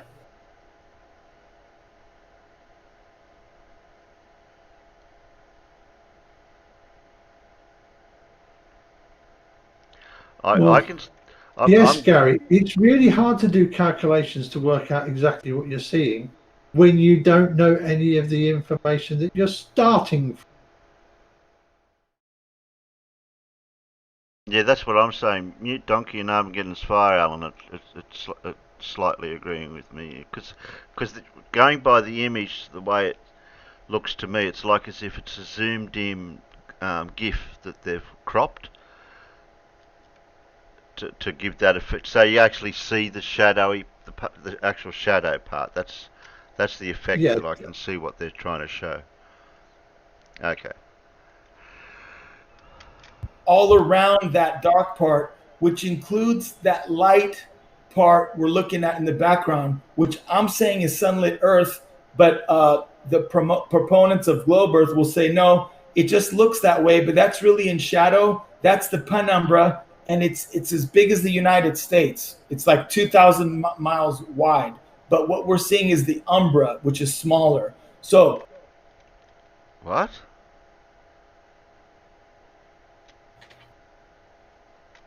what would happen now? So keep that in mind about the shadow I'm showing you here. Now, if you look above, I have been learning about the penumbra and the other one because Blue was explaining it there one time.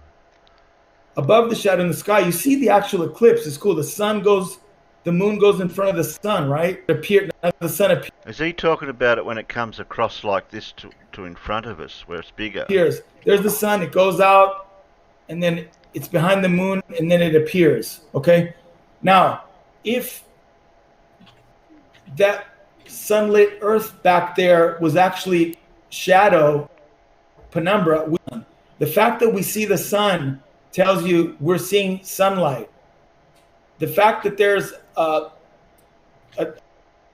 moment the sun tells you there should be a shadow also, which is what we see. Now, this is what I'm going to tell to all the smart guys who try to say, oh, it's that shadow's the numbers all around it. Okay, you can see with your own eyes within the perimeter of the entire. Why wouldn't we see it? The sun, like the lit up on the where the sunlight's coming shadow. from. You see both umbra. And there's the umbra right there. That dark part that just kind of faded back towards into the image. Okay, you see how it kind of fades back away from you. Here it's kind of closer. It's bigger. And then as the eclipse happens, it moves away. So you're looking at the umbra. Guess what, boy? I think he's confused with the way light affects the curved surface with the shadow of the moon on the Earth. Does anyone see that?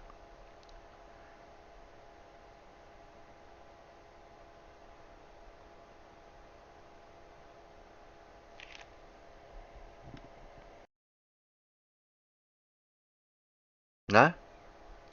Boys and girls, the penumbra is that faded part around the shadow, okay? And then beyond that, sunlit Earth, okay?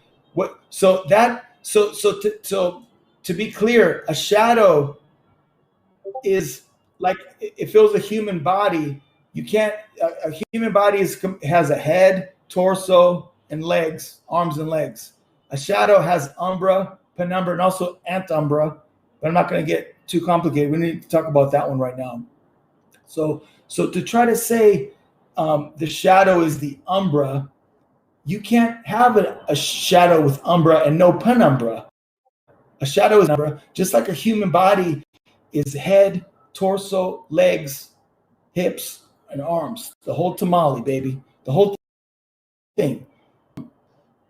Just to be clear, what you're looking at here is a 70-mile wide shadow from and within that perimeter of that shadow, which includes both umbra and penumbra. Is a cone of infinite length.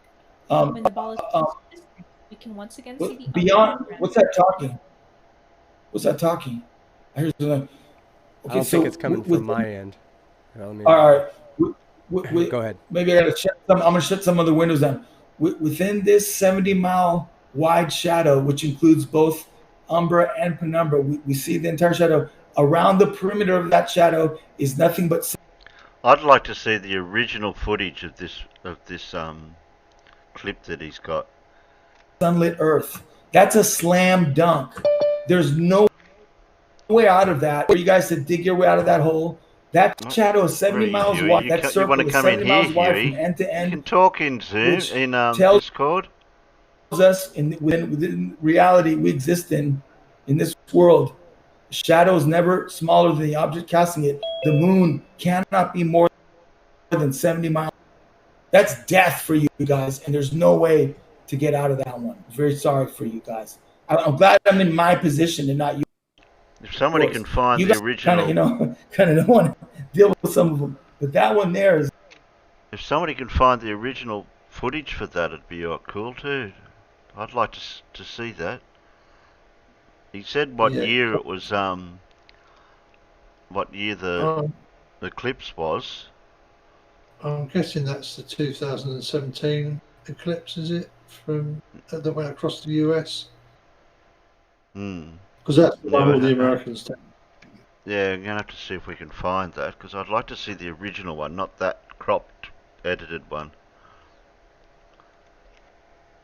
It's death for you. And would you be done with your presentation now? Yeah. How long did I for? I'm just curious.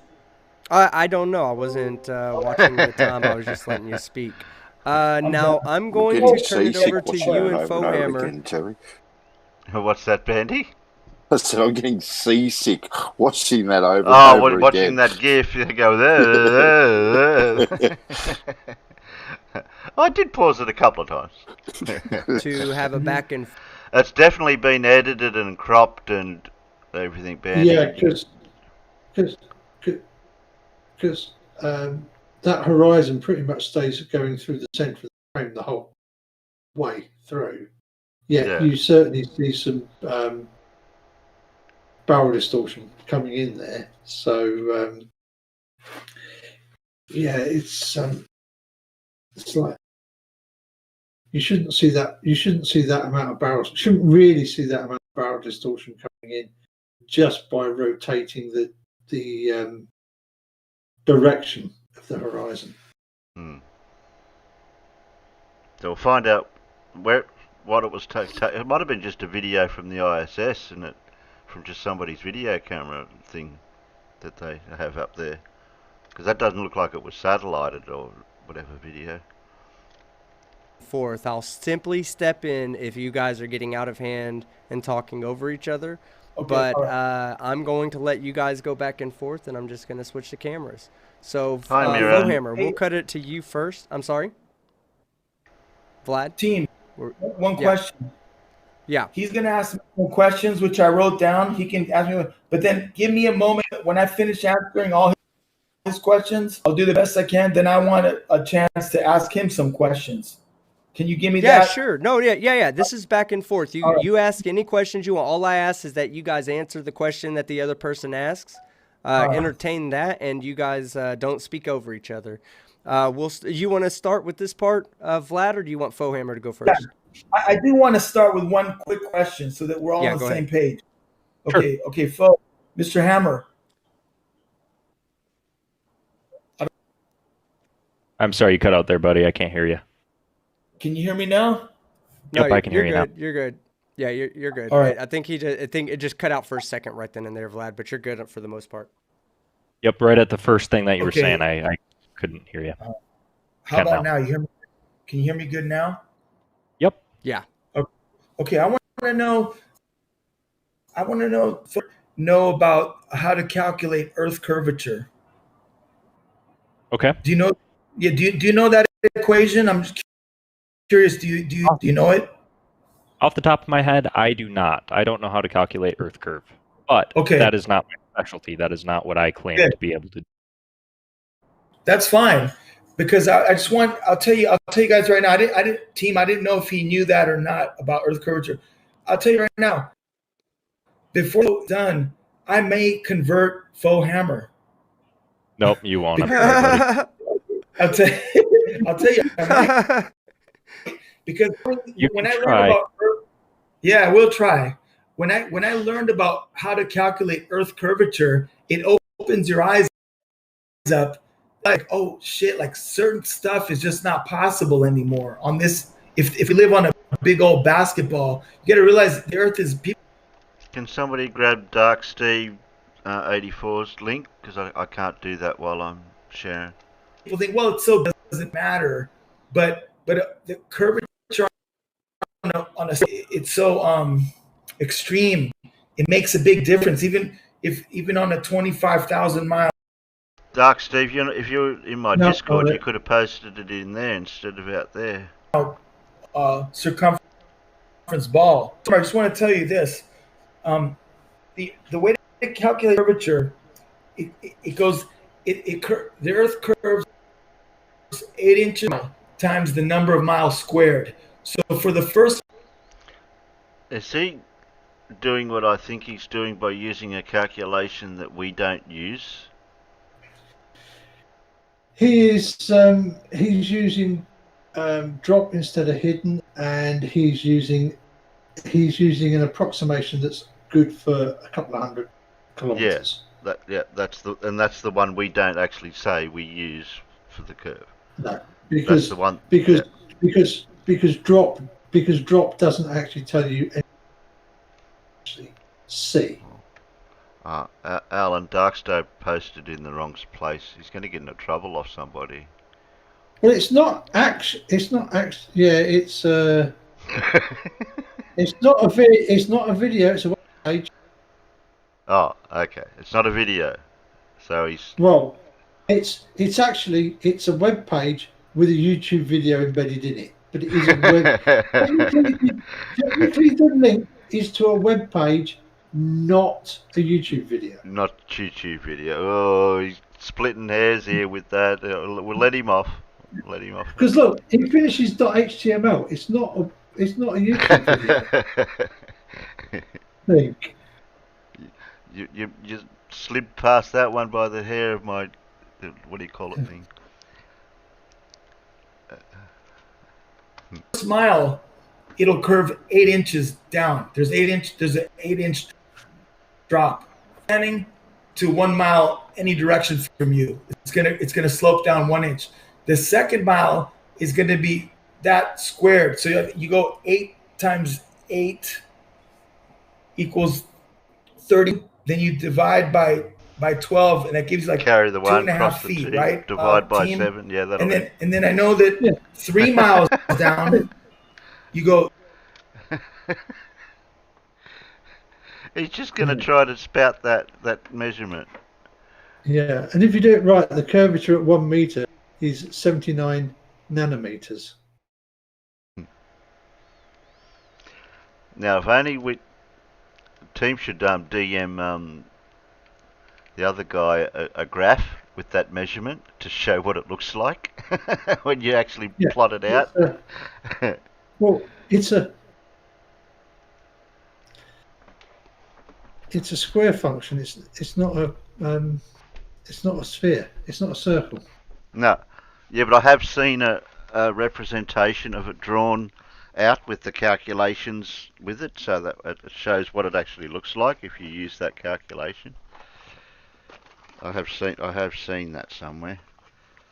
I can't think where I've seen it. I know I just Googled it, I think, one time. Yeah.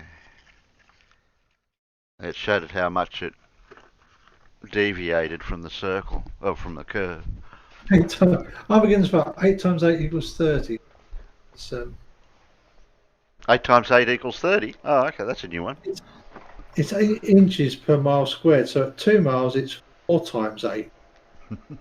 It's not 8 times 8. Fucking idiot.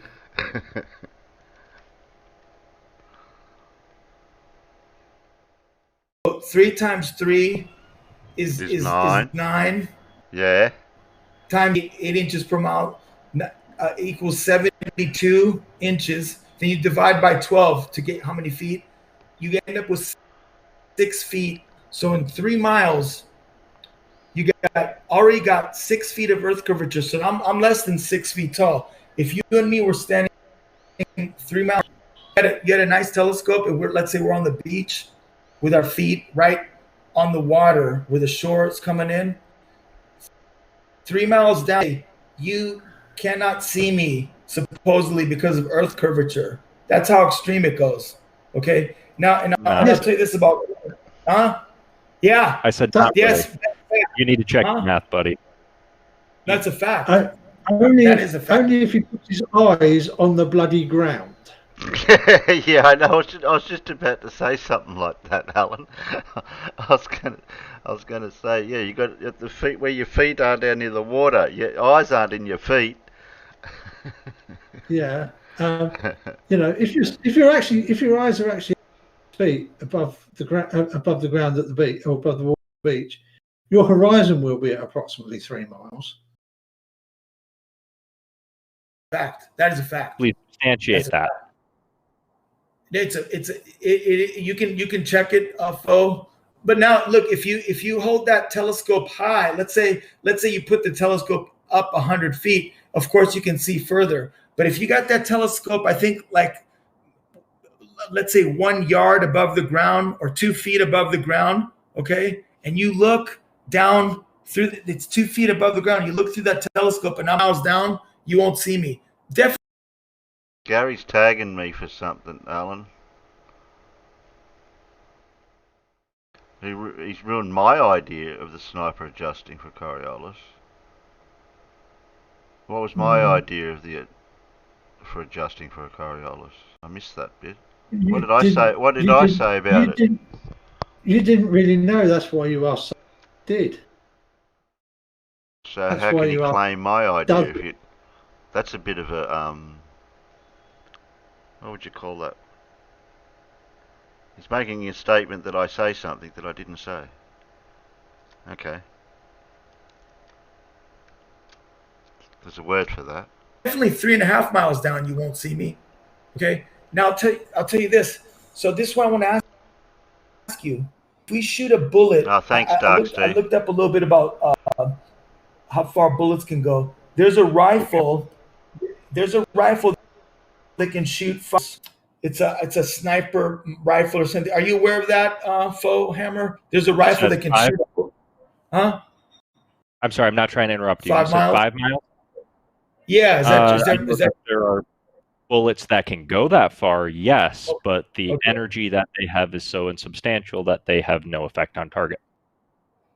Okay, no, not that I wouldn't talk about target. This is what I'm going to bring up to you. Also, there's a rail gun. The Navy rail gun can as far as I understand, it can hit a target either 100 miles, 50 miles to 100 miles away. The Navy rail gun. Have you seen that thing? It's badass. I have. Yeah. Okay. It is limited by the curve of the Earth. It is limited by the curve of the Earth.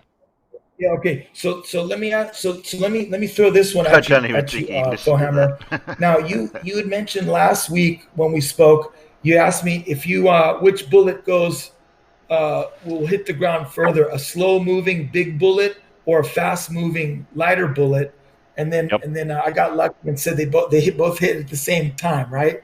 They both hit it. And so if you just held a bullet just the size of the barrel of the gun where it fired from and just let it go, if you put my hand right in the camera, right here.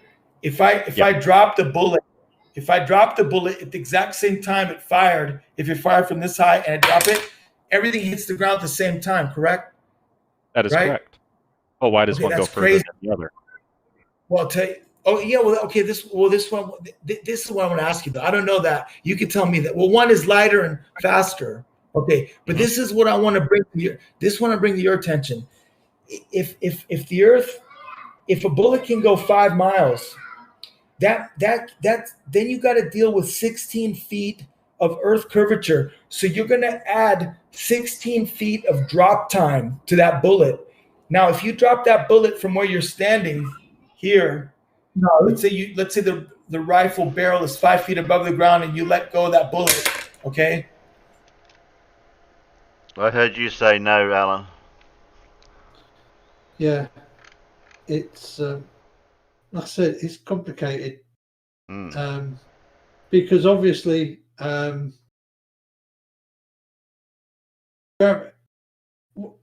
when we talk about it, we talk about short distances relatively,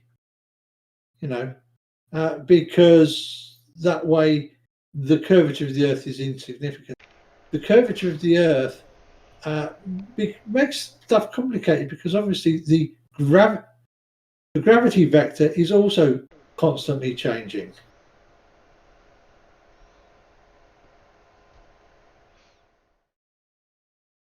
So, yeah.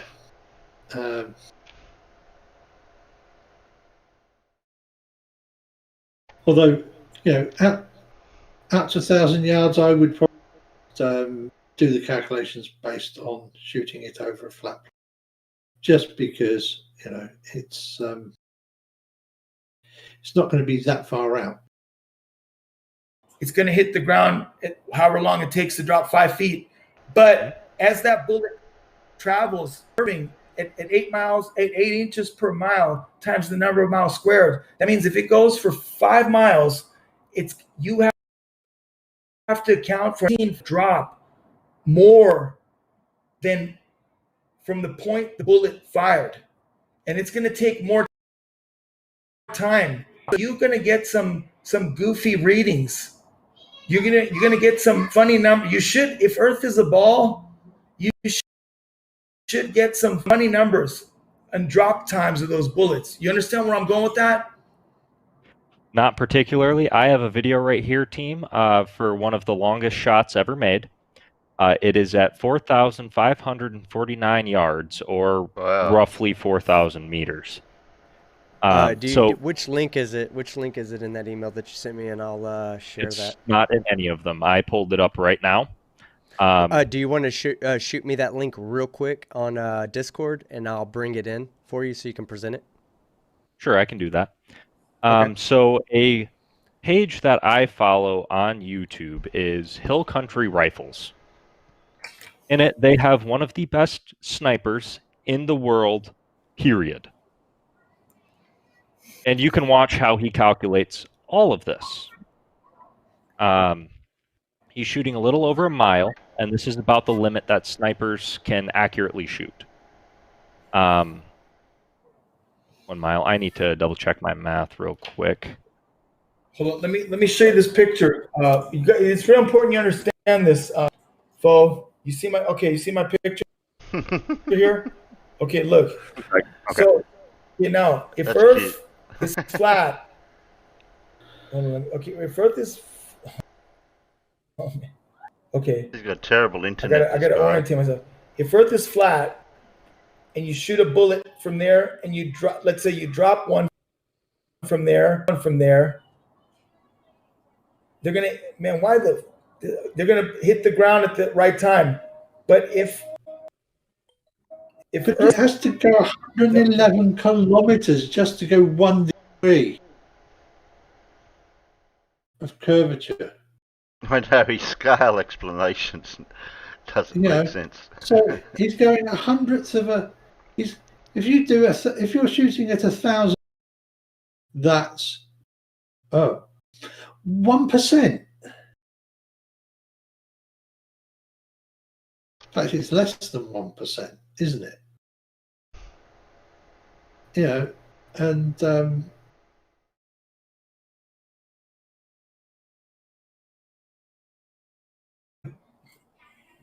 the place you started the shot from is higher up than where that bullet is going to end up. See what I'm saying? So it's going to drop longer. There's no way around that one. Drop longer. One, you're depicting a person with a handgun. Just my one, you're depicting a person with a handgun. First point of contention, nothing major. Second, when a bullet is traveling, it's not traveling so far that you actually have to take Earth curve into consideration for most shots. 1,000 meters is about the limit that 90% of people can shoot. So the calculations really aren't done very, very much. And I do have to correct myself earlier. I said it was a mile, a little over a mile. It was 2.5. So in this video, you will actually be able to see how they calculate for this. So, team, I'm going to send this, forward this to you real quick. I already did. Great. All right, let me grab that for you. Has anyone got this live still at, watching it to know if it's finished yet or still going?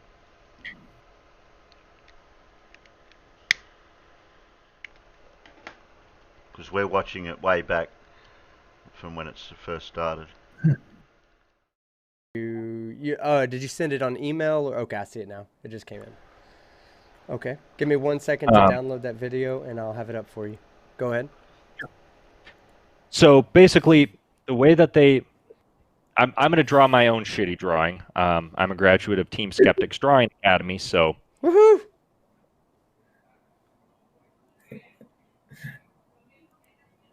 Oh, that doesn't show up very well. No, use a Sharpie so or this is the way you have to think of it Echostar, not a pen. It starts off with a gradual curve, and it gets a little bit more steep as you go. Whereas on a completely flat Earth, you would be completely right with your drawing.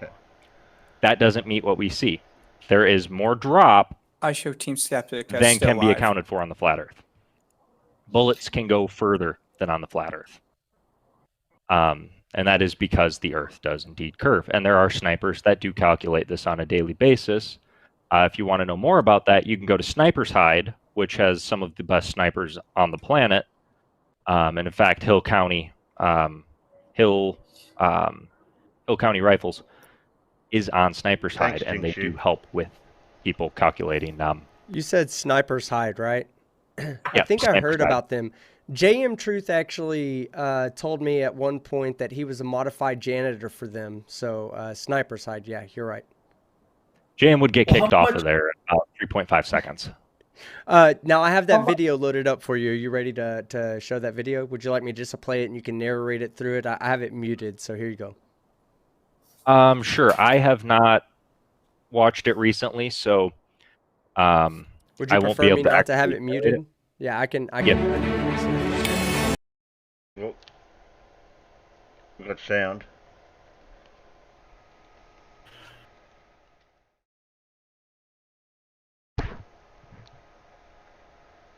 I hope it hasn't got music all the way through.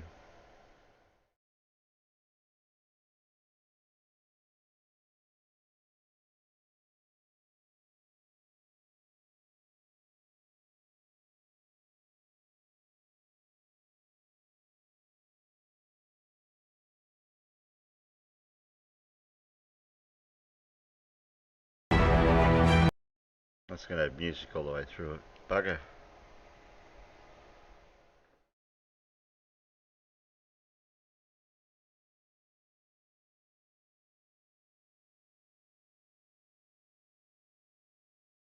Oh, if there was narration. Round out, round out, round out.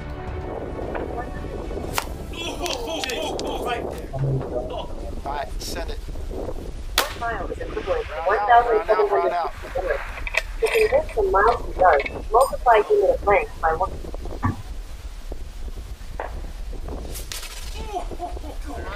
Okay. 20 feet. Send it. Right to that rock. On the berm. Oh, jeez. Big red rock. Send another one. Red target. Send another one. Straight on it. Straight on it. Oh, shit. Hey, take the mill off and shoot. Send the other one behind the yellow flag. The other one, send it.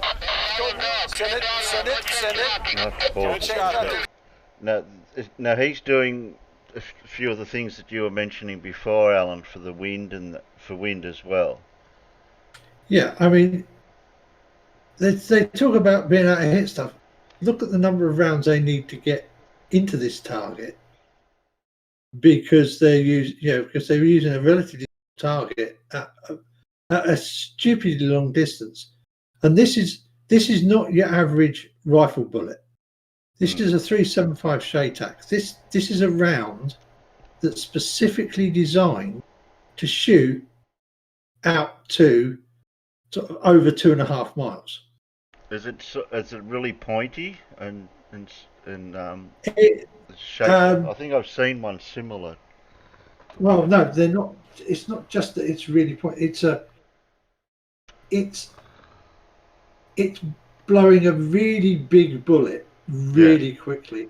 A lot of the time they'll actually be using turned copper bullets for this, so that it'll be the bullet will actually, it won't be a lead bullet, it'll be a solid lump of copper that's been turned up into a bullet shape on a lathe, so that it's almost perfectly balanced. He's probably spending at least $10, maybe $20 every time he squeezes the trigger.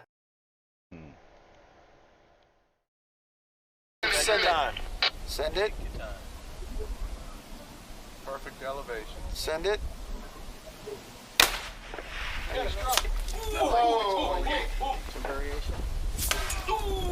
I noticed that he hasn't got a mounting setup that's adjustable. He's just manually holding it to shoot. He's got it on a. I'm pretty sure when he put it down, it was on a front rest, on a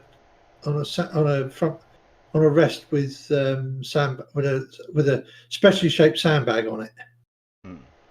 Right by the yellow plate. We had a last string of fire. We finally got some good impact. We're within a mil of the target. I'm sorry, I said that they calculated in this one. I was a little bit low. wrong on that. Rounds vectored into an area. But they still were able to connect using very basic sniper's formulas, a Kestrel, bullet, Coriolis calculations, and ballistic computers. So, again, it's definitely not flat on that fact alone. How do you? Wait, I don't. You lost me there. What are you trying to prove? They missed a lot, and yes. How are you? And the guy, the video I played said Coriolis really, you shouldn't think about it. And you're saying it proves the Earth is not flat. He did. This is what he said, Vlad. This is exactly what he said. He said anything under than a click we cannot account for. So this is my hunting optic that I have. You can see that it has turrets. That's what these are called. And on these turrets, you can see that there are markings. I can't really show the markings from where you would see, but there's a 0 typically. And one click is that. Which means that we can calculate for it, and we do. But for how far? Because they were shooting, they shot 3. Huh? How far did they shoot? 1,000 meters? This one they were shooting at 4,549 meters, and they did take it into account. They missed. Yes, of course they missed. They're at 4,500 fucking meters, dude. That's not an insignificant distance to shoot. But you're not proving anything one way or the other there. How do you? I mean, how does that prove? First round impact proof? Huh? So because it's not a first round impact, it's not proof? Well, you tell me, how does it, they're shooting at these targets, and you're telling me some things, but it's damn shooting. He's got no idea about ballistics and projectiles and distance. He's got no idea. Right. That rifle is capable of maybe between half and 1 minute of arc at that sort of range. Okay? So it will keep it in a circle that's between Um,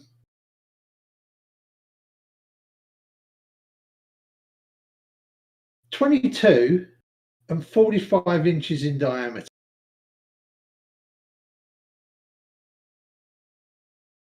Okay, and that's without the wind blowing.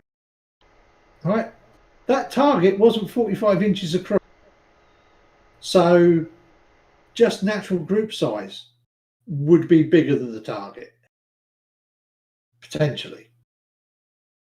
We do have a price for that bullet, Jinx, you said. The rounds for that Barrett are $5 US. Account Yeah, they would have missed by more. I don't think that's a Barrett, and I'm pretty sure 375 shade tack is actually more expensive than that. But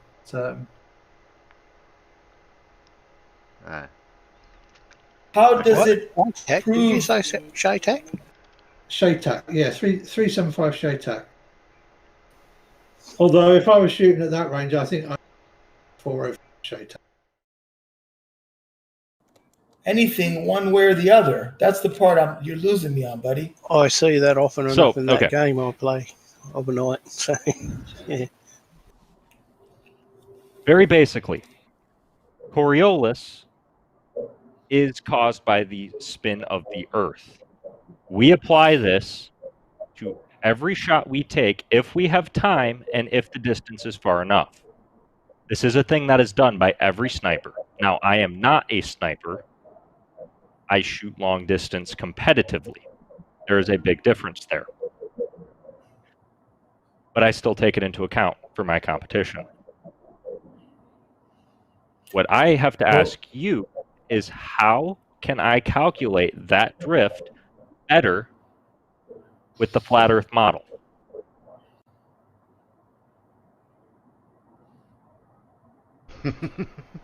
Well, you'd have to test.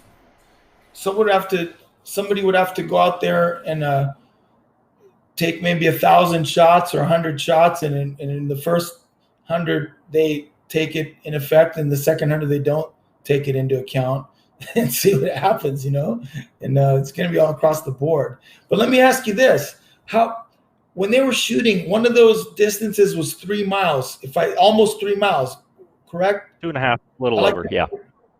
Little over 3 miles. 2.5. 2.5. Okay. Now they were down low on the ground.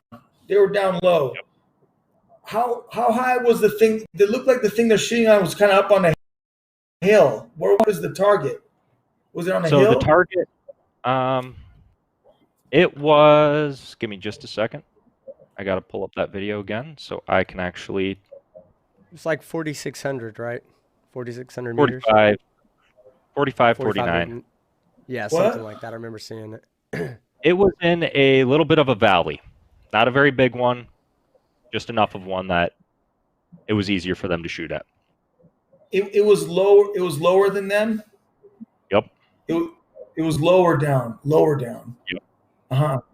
I wish I got a camera view from right over the hill. Is there a shot where we can see the landscape from right over his shoulder towards the target in that video? I do not believe so. I'm trying to picture how a valley would work with taking account Earth curvature. From how high his rifle is off the ground, he's less than a foot off the ground. You were definitely going to have 6 feet from his point where he is to where that target is. You're going to see that target. If Earth was a globe, that man can't see that target, Hammer. It's terrain. Are you sure about that? Yeah. Ask team. Ask team. Don't ask me. Don't ask me, Vlad, because I'm trying to stay out of it. But I'm going to tell you something, my friend. You're wrong. But I am going to stay out of it. I'm only going to interrupt for moderation purposes. But you're so fucking wrong. I love you, man, but you're wrong. Does the Earth curve 8 inches per mile times the number of miles squared? Yes or no? from 1 foot above the ground. If you're looking, I'll say that's what I'll say, Vlad, is that's a good assumption for the distances we're talking about. Sure, that's a good assumption, but I think you're not understanding. Like, I don't think you're thinking in 3 dimensions here. If you were on a hill, let's say, and you were looking across a valley to another raised hill, then there would be nothing to obstruct your view. And even if there was a slight drop, you would still be able to see it because there's nothing there to obstruct your view. Right. So what you're saying, without seeing exactly the entire layout of the from the shooter to the target, we just don't know. But it appears to me as if they're firing from the top of some other elevated position to a target that's also at an elevated position. And at that point, there really wouldn't be anything in the way from you, keeping you from seeing it. Well, yeah, that would have to be the case for them to see it. You're guessing, and I don't know, but I'll tell you right now, it is a fact. If they were on glass, if they were on flat, like if they're on the shore of the sea, on the seashore, and you put that target 3 miles away from that tree, if Earth is a globe, he can't see the target. He can't see it. That's how. Yeah, you can't see it because it's less than 6 feet. I mean, those guys standing next to the target, they're around 6 feet tall. That's their Vlad, chest. Can I just ask you one question? Just one question. I don't mean to interrupt or participate in this, but didn't you say that people standing at the beach can't fucking see each other 3 miles away? Like 3-4 miles away, they can't see each other. But you're telling us now that if it's flat, they should be able to see 4,500 meters, 4.5 kilometers? I mean, wouldn't that aren't your 2 arguments kind of contradicting one another? Well, no. If we have a clear day on both cases, there's a flat Earth and there's a crystal clear day, no obstruction from the haze. Okay, on a globe, you can't see if you're 1 foot. That shooter his rifle's 1 foot above the ground. And I'm standing 3 miles away. I'm less than 6 feet. He can't hit me because I'm below the Earth's curve. I can. You can't hit me. As long as there's no fog in the way, he could direct hit me. He could shoot me. So I mean, it would bounce off my chest. It would bounce off my chest, but he could ding it. He could ding one right off my dome. He could bounce one off my dome. Sorry. First thing I have to say about that is, 1, bullets follow the curve of the Earth to an extent, due to it keeping the same velocity the Earth has. They're not traveling around the curve, but they have an arc. Bullets arc. How much the Earth arcs on each case? I'm sorry, say that again. You kind of broke up there a little bit. The bullets exact amount the Earth arcs every time? No, not exactly. So you can't make that argument. How can I not? That's what bullets do. Well, because I'm not talking about right now the ability of the bullet to reach the target. I'm talking about the ability of the shooter to even see the target. You see in a straight line. Don't tell me your eyesight curves. You see in a straight line. If Earth curves, you can't, 8 inches to come out. Yeah, if you Google that, don't take my word on it. Go download the Earth curve calculator from Google. Earth curvature calculator. Yeah. You can. Man, team is having a meltdown over there. Team. Well, team has 2 idiots arguing with each other. So. Oh no! This is amazing. This is you. If you crack me up, Vlad. I love you, man. You crack me up. I told you I was going to convert your boy. He's coming to flat Earth, man. No, me and Hammer we're going to party down. I'll have a party with you, Vlad. I'll have a beer with you, Vlad. But you're not converting me. You're a fairly nice guy, and I do like talking to you. All right, but I'll tell you, Hammer, if you're right, you will convert me. If you convince me, you'll convert me. I want the truth. Okay. You know. So here's the thing. You know, so if I convince you, what do you're going to be stubborn? You won't. I mean, if I give you, you know what I'm saying? You won't. No matter what, you won't convert, even if the Earth is flat. Oh no! If the Earth is definitely flat, you can prove it. Then I will convert. So here's the thing. I've got two things for you. First one. Next year, I am doing an experiment on Yatvos and Coriolis. As soon as COVID's done, I will be doing it. Yeah. Team's going to be there. Fight might be there. A couple other people are going to be there. I have a couple snipers who are my friends who are going to be there. You're invited too. Yeah. If you would like to go. Yeah. Where are you going to do it? Where? It will be in Michigan, where I reside. Mm-hmm.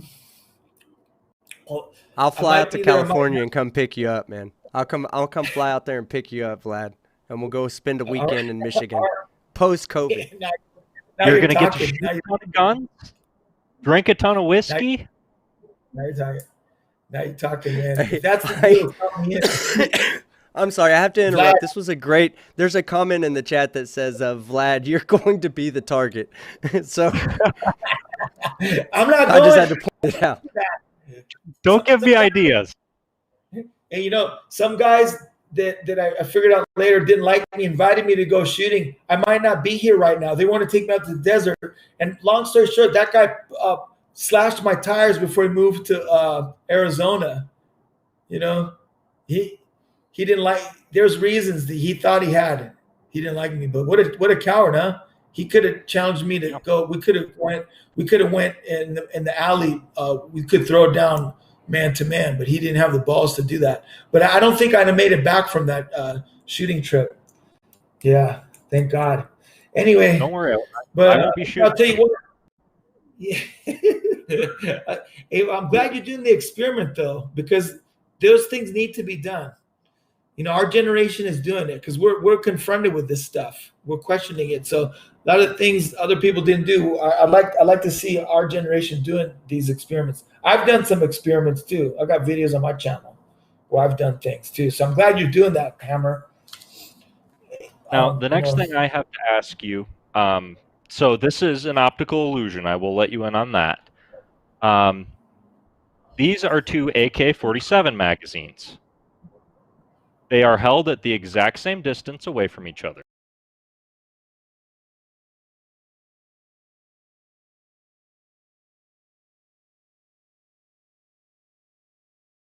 Oh, did you pause that there, Terry?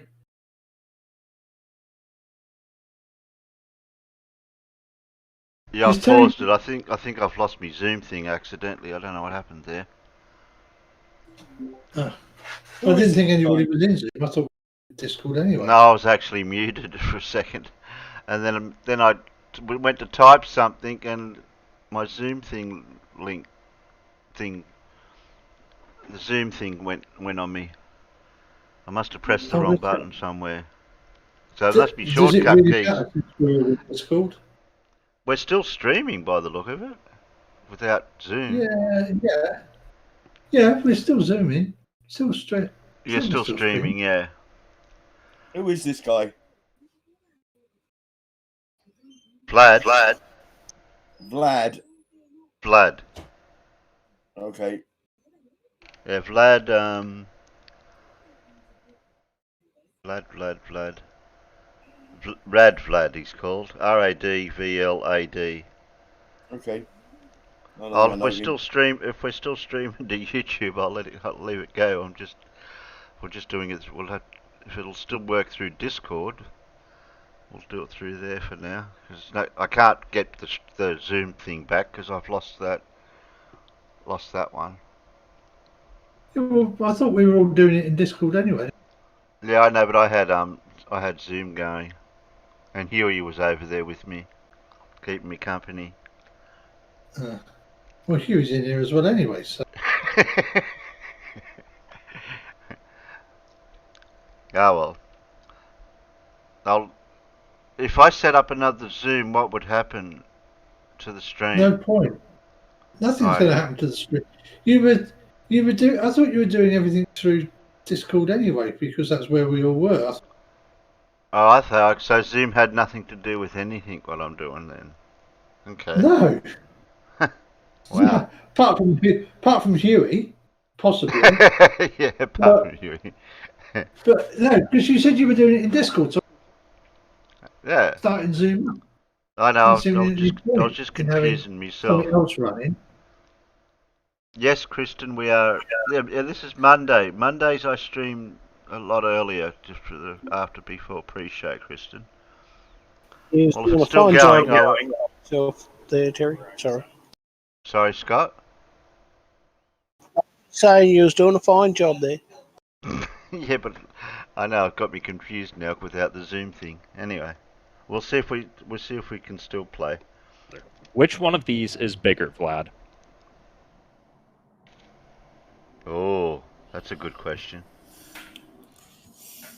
They're both. I know they're both the same. Probably but this gonna one. get confused. Yeah, that one looks bigger.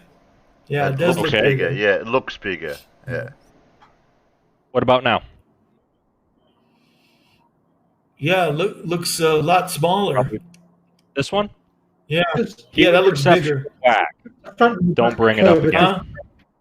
I said human perception is whack. Don't bring it up again. No. So humans have a hard time with perception.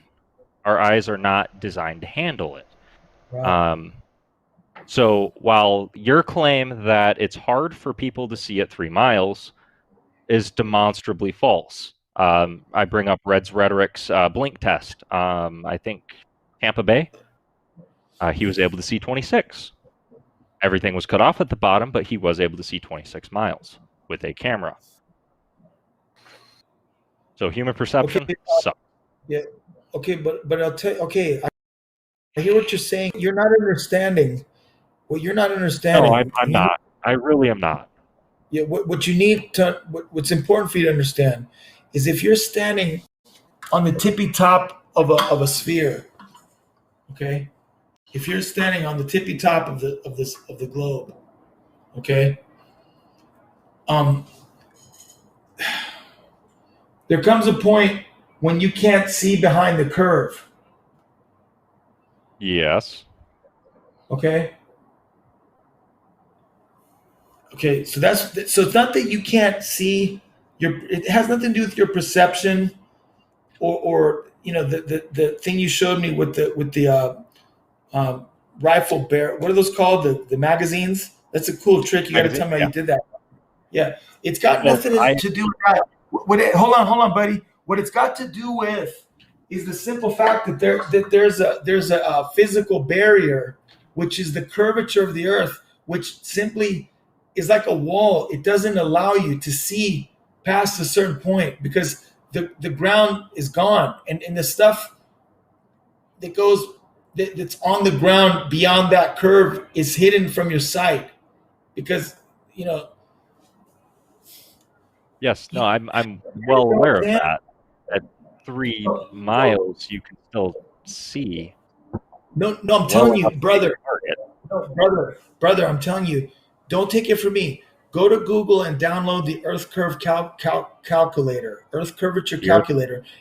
You will see it's 8 inches per mile times the number of miles squared. Now it's not that if you're a mile above the ground, you'll see a lot further, but it changes according to how high your eye level is above the earth. But if you're 1 foot above the earth like that shooter was, you're definitely in the 8 inches per mile times the number of miles squared range.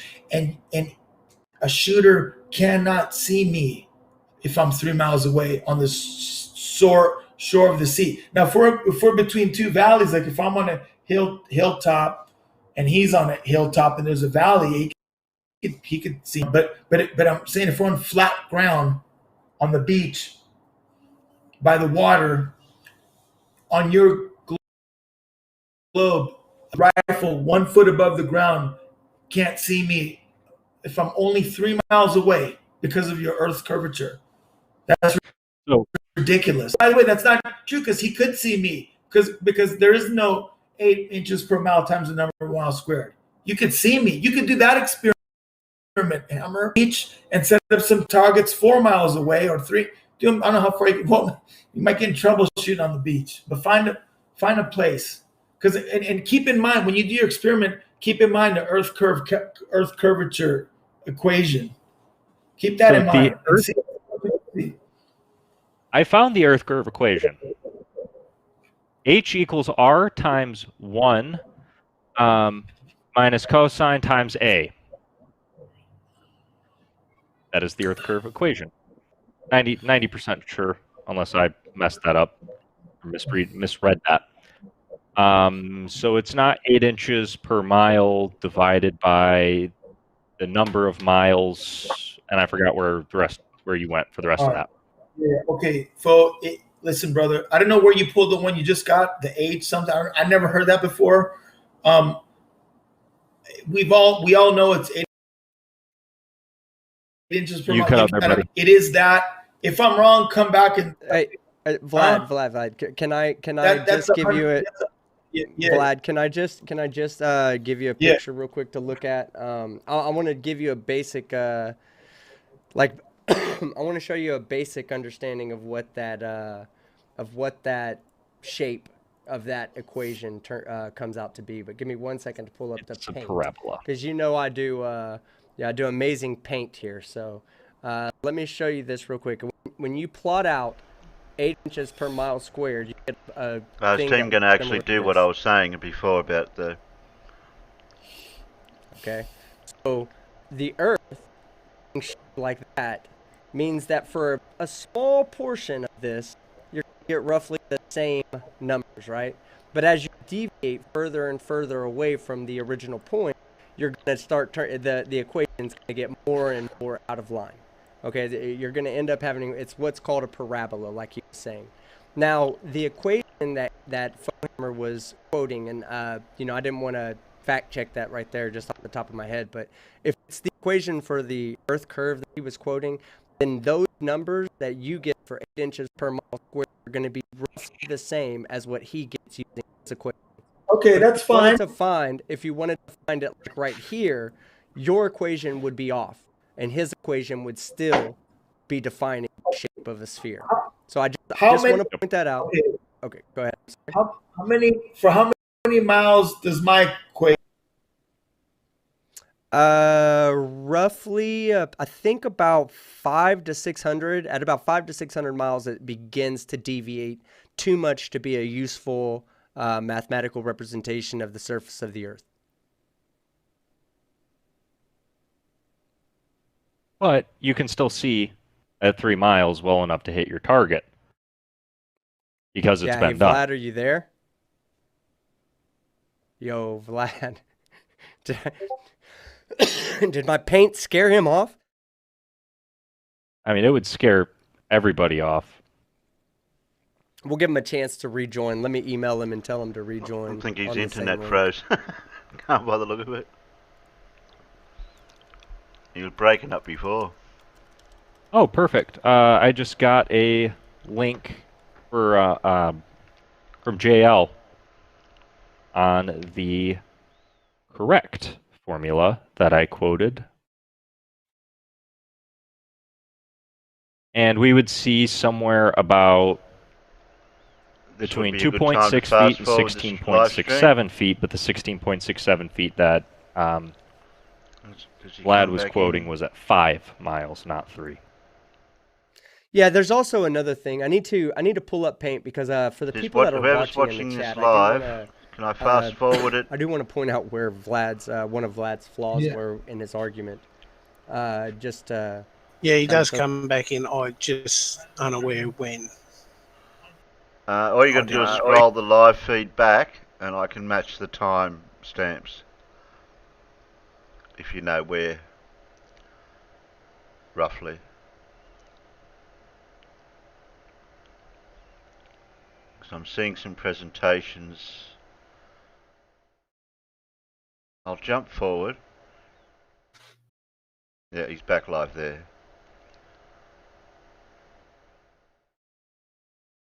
Oh, he's black there, so that means then you might see some deviation if you're shooting at a long enough distance.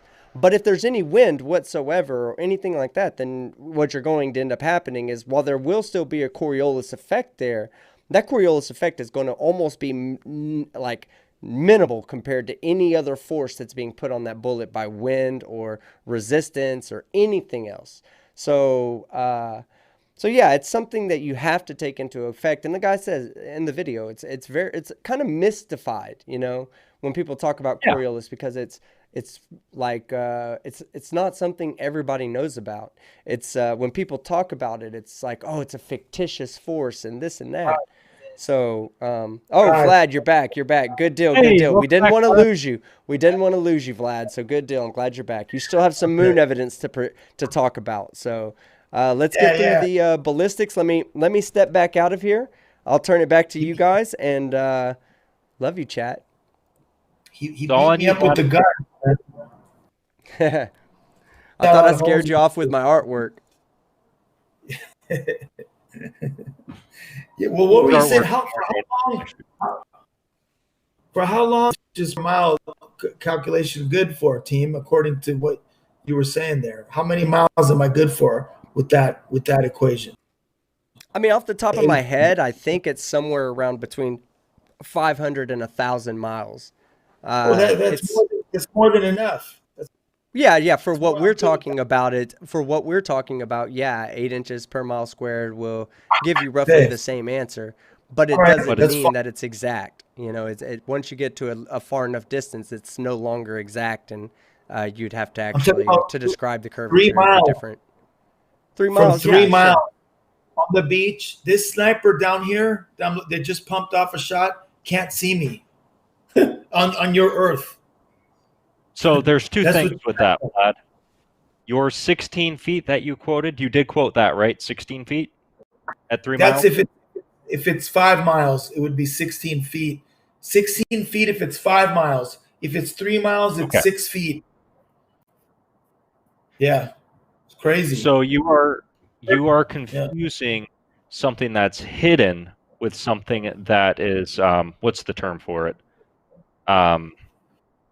Hidden and curve, basically.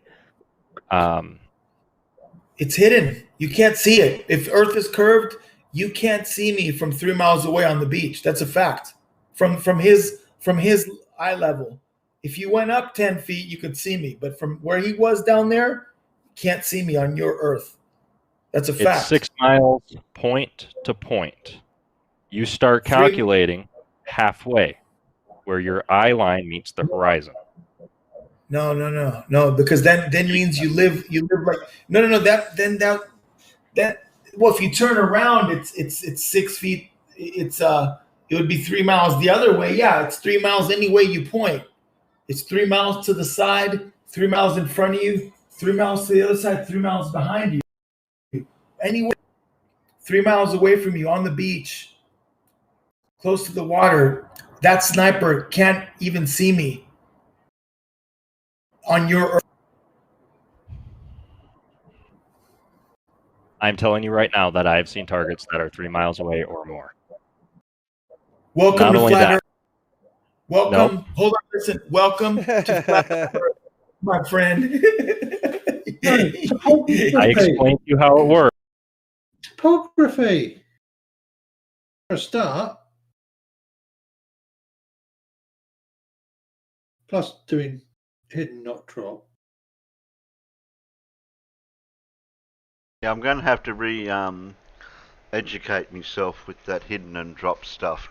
Again, I might have to do another bit of a half show on that. Get a bit of somebody can explain that a bit more to me with some visuals and some explanations, so I can get my head around it a bit better. So that one. That one made me laugh. That one made me laugh. That did make me laugh. That's the coup d'etat. It really isn't, though. He took a big old So, Vlad, we're left with things. I'd have took a big drag too if I was him on that one. We're left with two things, buddy. Okay, We're left with a flat disc that rotates. Or we're left with a globe. I mean, it's as simple as that with Coriolis. And yeah. Hold on. Start. Fo, you said yourself, you've seen further than 3 miles. Okay. That's with an optic. That's not possible. That's not possible on a globe. Is it not? Unless you were looking across the Grand Canyon or something, but if nice flat ground, you can't. You I can't was see elevated. that far. Yes, I was elevated. So don't get me wrong. I was elevated, but I did see more than 3 miles. So again, I'm not exactly sure. SC's out in the peanut gallery. Said, Gary, please not the sniper thing. Laugh out loud.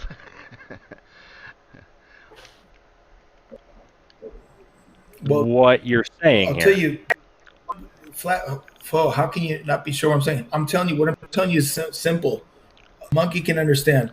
That sniper right there, who's got the barrel of the gun 1 foot off the ground, if he's on the beach and me, I'm less than 6 feet. I'm 3 miles down the seashore. He can't see me. He wouldn't know where to shoot. He wouldn't on your Earth. He cannot see me.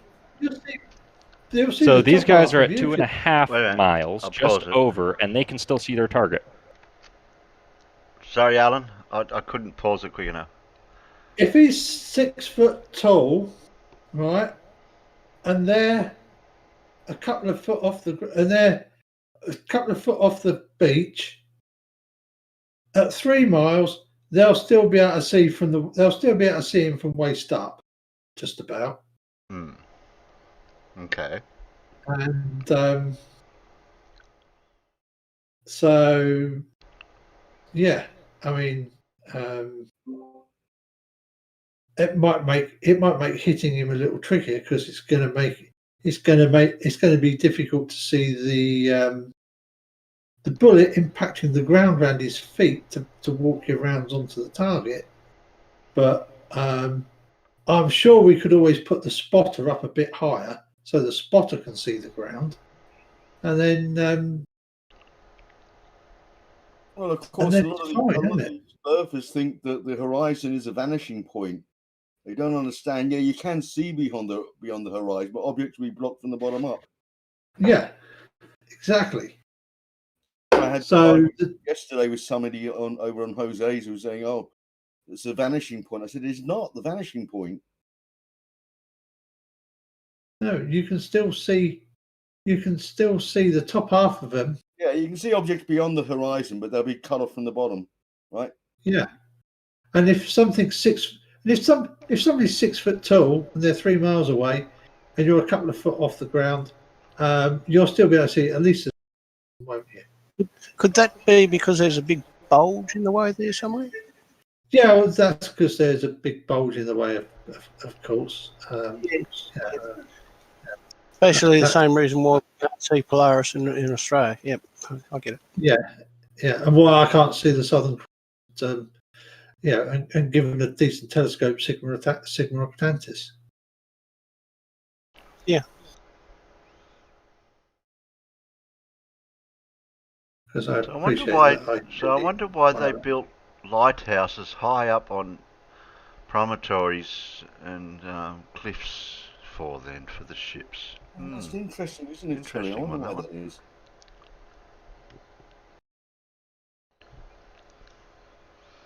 Yes, Miro, everyone gets a spanner. Just like Opry Winfrey, you get one. Here's a spanner. Well, if they've subbed to my channel, that's a instant spanner. But if you're not subbed to my channel, your spanner will go real quick. What if I got a socket set? Look, I don't know the type of land. Look again, for where they are shooting at, like Team said, it might be a valley shooting from one peak to another. I don't know how the landscape is. I said that. Okay, that's fine. If that's the case, he can see it. But what I'm telling you, on your Earth, on a flat plane, which I like to use the example of the seashore, because you have got water level right there, nice flat water, which either follows the curve of the Earth or Earth is flat. On the seashore, he can't see me under 6 feet. I'm like, he can see me. Okay, so first off, he's not. We all know that's ridiculous. It doesn't matter I'm saying if it was a flat, if he's on your Earth, on the beach, you can't see me 3 miles away.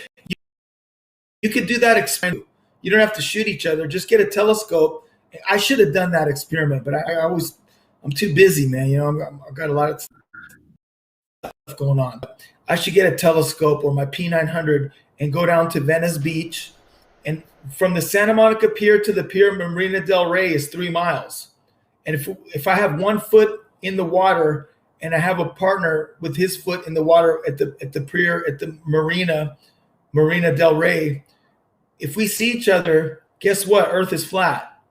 If we can't not see each other, then I prove you guys are right. I mean that's an easy one.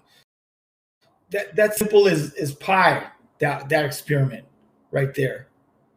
All you need is a clear day and a couple P900s to prove. P900s. To prove. Because the old P900. Everyone always says, "Oh, Earth is so big." You don't notice the curve. It's not that big. And according to Earth, curvature is extreme on a sphere. A sphere has an extreme curvature. Only 3 miles, and you already can't, because we're small. We're like little ants. So anyway, enough about that. I want to talk to you about that eclipse right there. Yeah, let's move on to the eclipse. Go ahead, Vlad. Well, so what we know, and I know as an artist, I went to art school. I know as an artist, I know about light and shade. A shadow cannot be smaller than the object casting it. When a plane flies overhead, we've all seen that shadow like zoom by quickly. Like sometimes you're driving a car, but you might just be walking down the sidewalk and the plane goes overhead and you see its shadow like zoom by the street where you're on. Like it'll be kind of a little bit of a blurry shadow, but it's the same size as that plane. You don't see like a little... the plane is a lot closer to you than what the moon is. Oh, this is an old canard, isn't it, this one? Would that be right in saying?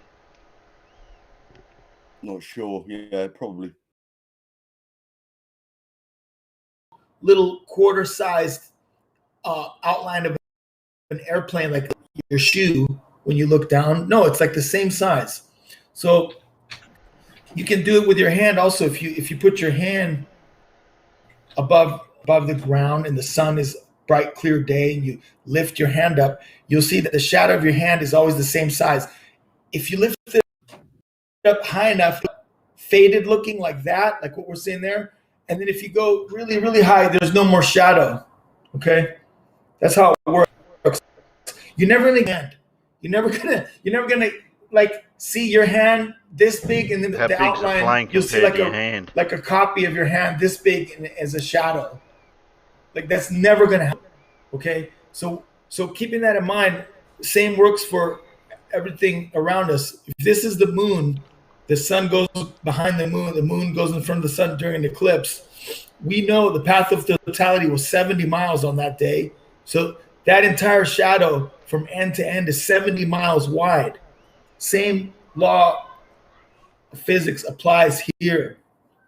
Now, your side will say, you see how there's a darker part in that shadow, Fo? See that darker part? Yeah.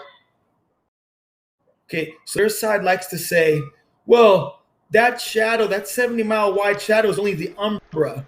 The penumbra was 2,000 miles wide because the moon is miles wide. So that means the entire United States was kind of in a shadow of the penumbra, but we didn't see that.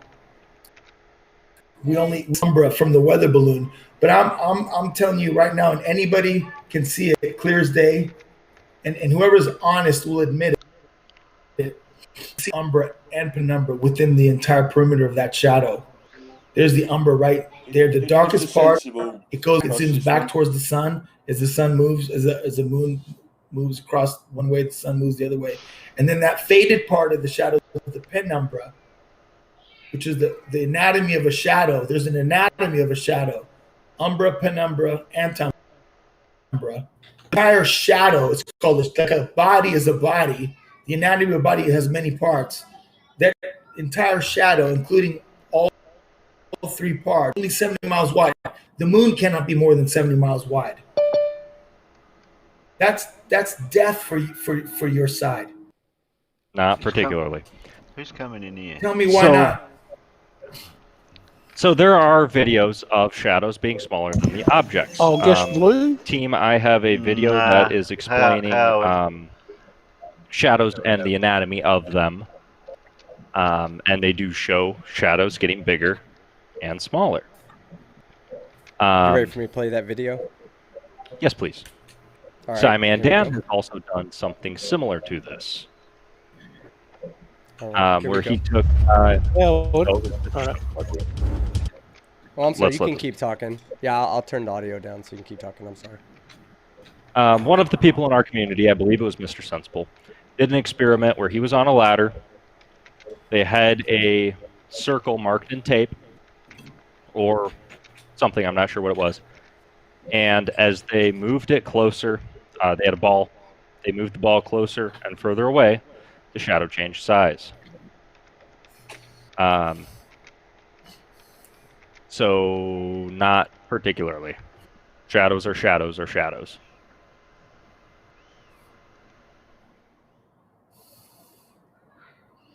And you can see it distort, and you can see the penumbra.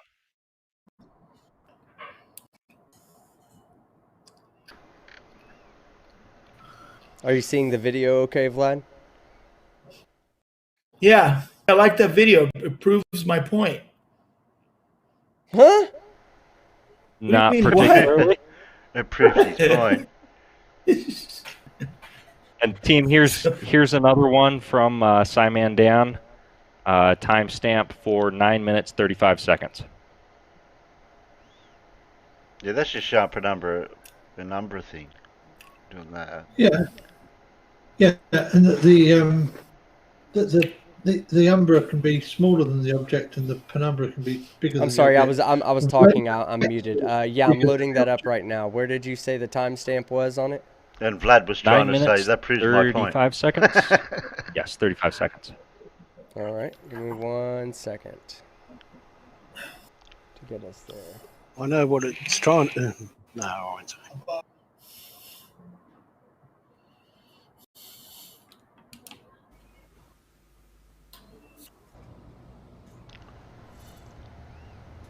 Oh, there's a blue ball. Oh, that's good. He outlined it.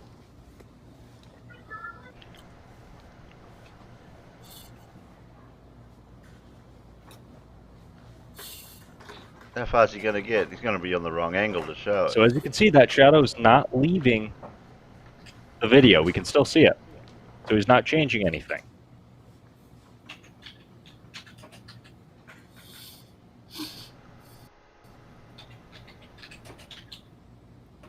And Zoom it's back smaller. No, it's not. Zoom back into that. Just saying. Okay, there. Of course, there are people that say Umbra because, like goats, they've been trained to. Well, that looks like Steve Turley. Put it back to exactly when he goes to the farthest point, and then kind of freeze it within the perimeter of the outline he drew, if you can, so we could talk about it.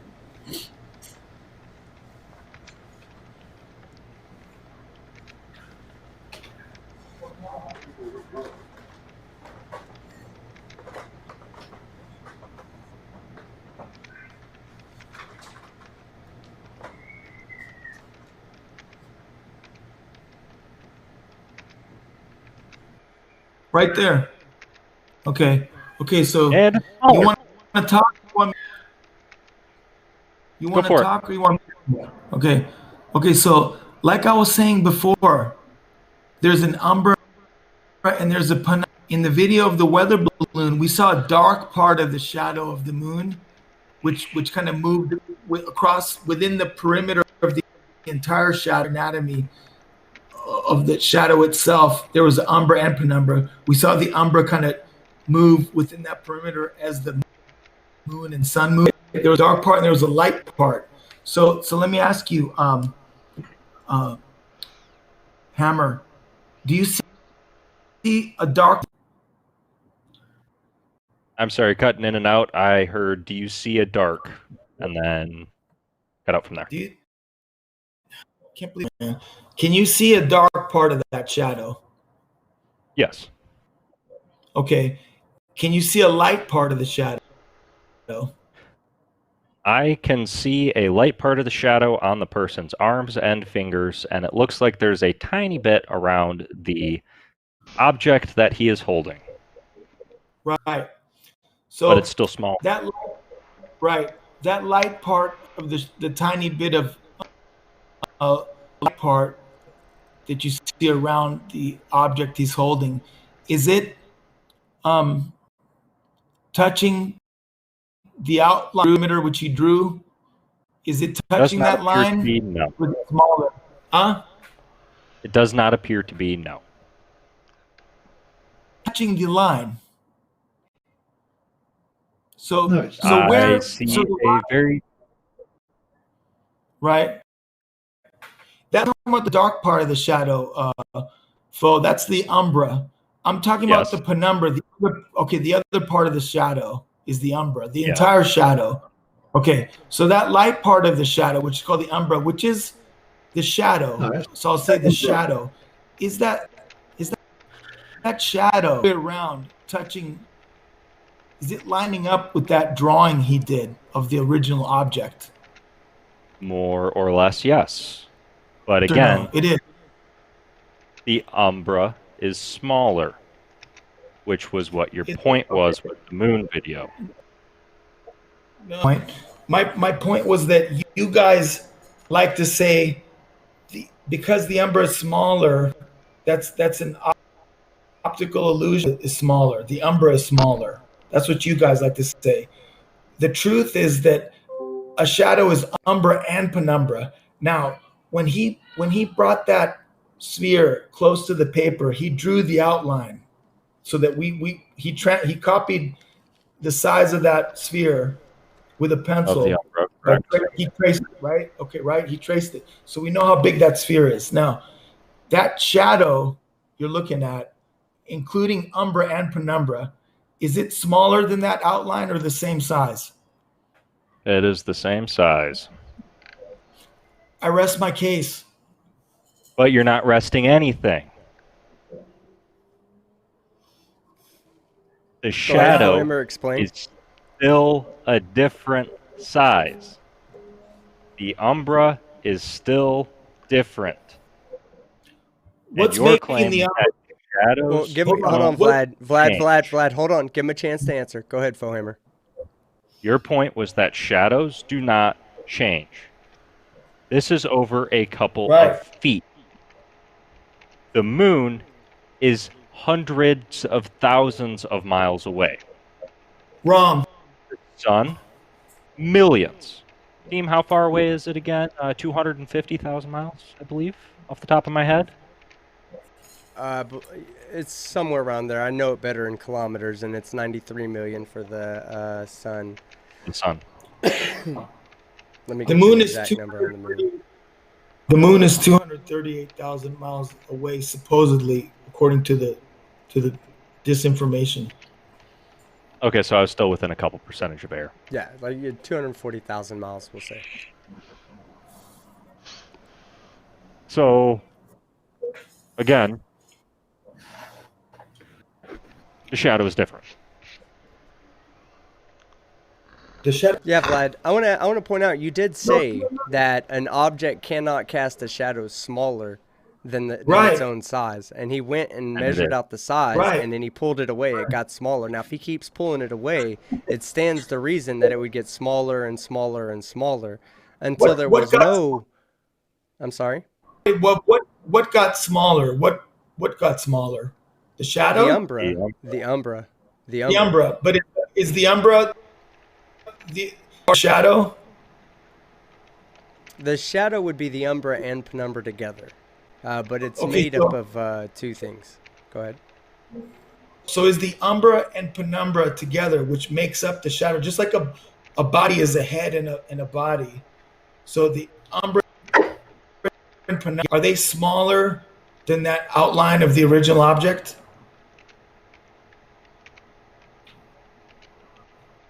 I'm sorry, say that again. Is the shadow kind of cut out?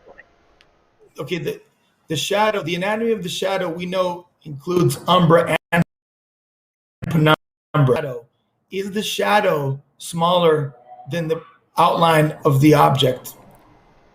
No, in fact, actually, I was looking a little bit closer. The penumbra looks like it is outside the circle. So again, Yeah, a little it changed. Right. It's maybe even a little bigger.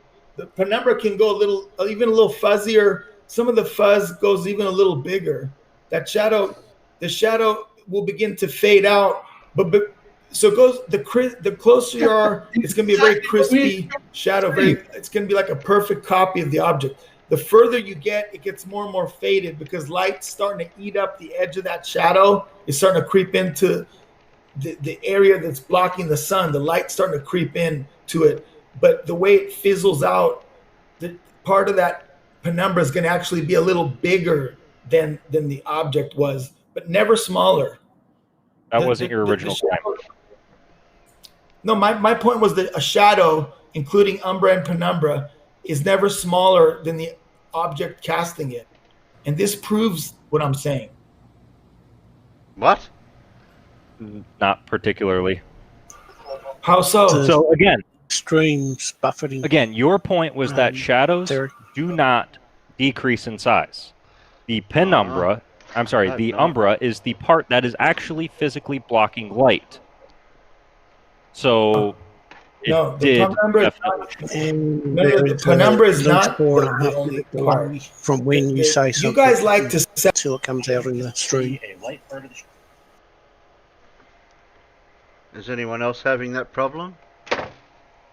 Wasn't actually looking at the YouTube.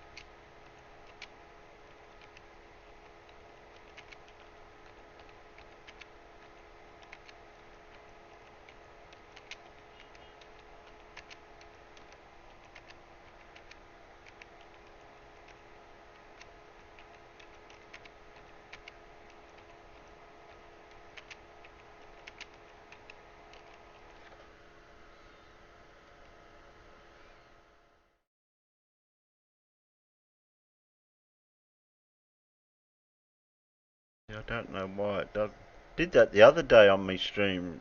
We had a problem, so I don't know what it is.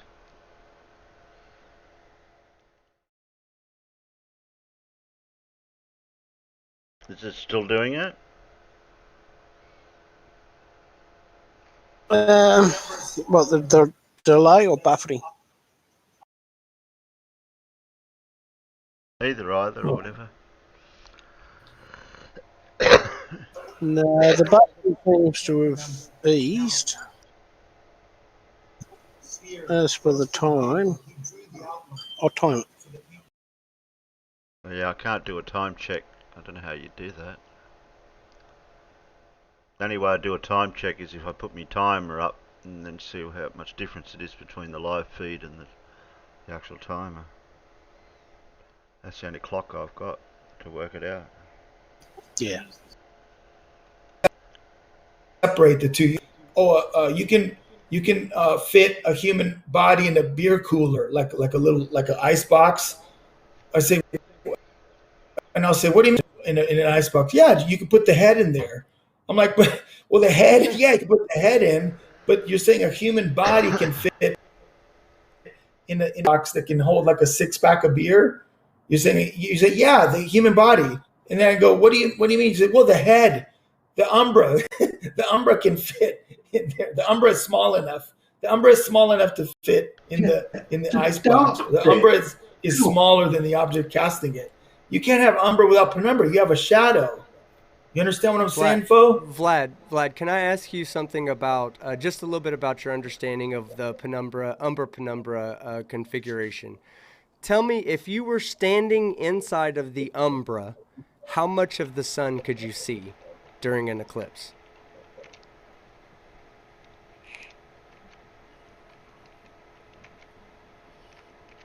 If you're in the shadow. No, if you're in the Umbra. If you're in the Umbra, how much of the sun can you see? Look, you want to talk about the point of view from the ground. No, just answer the question. I need to understand I'm asking you a qualifying question here because I need to make sure you understand what the difference between the Umbra and Penumbra is. If you're standing within the Umbra, let's say you're dead center of the Umbra, how much of the sun can you see and why? Okay, I'll answer your question, but what I see you guys doing here now, you're trying to take us down another road because what you don't like how I'm winning the argument with a very simple truth. So you want to take a side road. Well, I don't think you're winning. But I just want to know. Okay, let me ask you, Fohammer. If you're standing within the Umbra, because Vlad's not answering it, so let me ask you, Fohammer. If you're standing within the Umbra, and the the very center of the Umbra, and you look up, how much of the sun can you see and why? None of it, because it's all being physically blocked by the object. Okay, now if you're standing in the Penumbra, and I'll give this one to you, Vlad. If you're standing in the Penumbra, how much of the sun can you see and why? Oh, just like in the video. I'm looking in the video. You can see some of the sun as it comes out the other side. You can see some of the sun. Correct. You can see some of the sun. Now, what does that mean about your line of sight regarding the moon and the sun? What does that mean? You're looking at something above you from an angle. You can see around the object that's not small enough to obstruct your view. Okay, correct. And that's why if the moon gets further away, the Umbra gets smaller. If the moon gets closer, the Umbra gets larger. That's what Fohammer's trying to point out to you here. Okay, it's not the shadow, the size of the shadow is always going to be larger than the Umbra itself. It's always going to be an Umbra-Penumbra configuration based on from the surface of the Earth, the angular size of the moon, the angular size of the sun, and your position on the line of sight. No matter anywhere inside of that Umbra that you're standing, the moon is completely covering the sun from your perspective, from where you're standing out on the sun or on the surface of the Earth. The moon is completely blocking out the sun there. Nobody inside of that shadow can see the sun at all. And this is simply a geometry. This is basic geometry right now. So that's why I was asking you what if you understood why that we have the Umbra and Penumbra and how it relates to the configuration of the sun and the moon from the surface of the Earth, as well as the size of both objects too. All right. Okay. Well, you're saying if you're in the Penumbra, you can look up and see the light source, right? I don't have a problem. A portion of it, yeah. Okay. Well, so let's slice this another way. Let me ask Hammer, in that image we're looking, you see a shadow and then you see the Earth around it. Are you looking at sunlit Earth beyond the shadow which includes the Umbra? And agree or disagree that you're looking at sunlit Earth? There is sun there, yes. Yeah, okay. So I got news for and Penumbra, which composed the entire shadow you're looking at there, was 70 miles wide. And that shadow, again, which is made up of Umbra and Penumbra, has nothing but sunlit Earth around it. So, but okay, so that gives you a small moon because you have a shadow that's 70 miles wide with sunlit Earth all. The moon to be as big as you guys say, the entire sunlit Earth would need to be in shadow at that point. which would be like thousands of miles. Almost the entire United States would need to. There would be a moment where it was in complete. How big the moon? How big's the moon in comparison to the Earth, and how big's the sun in comparison to the moon? That's what I don't think Vlad's grasping. The scale of the size of things. Tiny, effing huge, but close. Far away. Yeah. Complete darkness. Yeah, where's that video clip? I wish we could play that. Just pause it a second, Terry. Yeah. I have been stood in pretty near the centre of the penumbra of a total solar eclipse. Mm-hmm. Okay? It was really dark. But you could see if you looked round 3 or 4, you could see the light on the horizon, because you could see that it was actually lit up. Unfortunately, it was cloudy directly above us. Actually, see the damn eclipse, even though I'd travelled for 18 hours to get there. But yeah, it was really weird. It was really, really dark. The temperature dropped quite quickly, but you could see the light on the horizon, like at dawn, as the sun's coming up at dawn. You could kind of see that effect, but in every direction you looked around you. Yeah. So that's called light scattering, I think. No, that's just called the bit that's not in the shadow.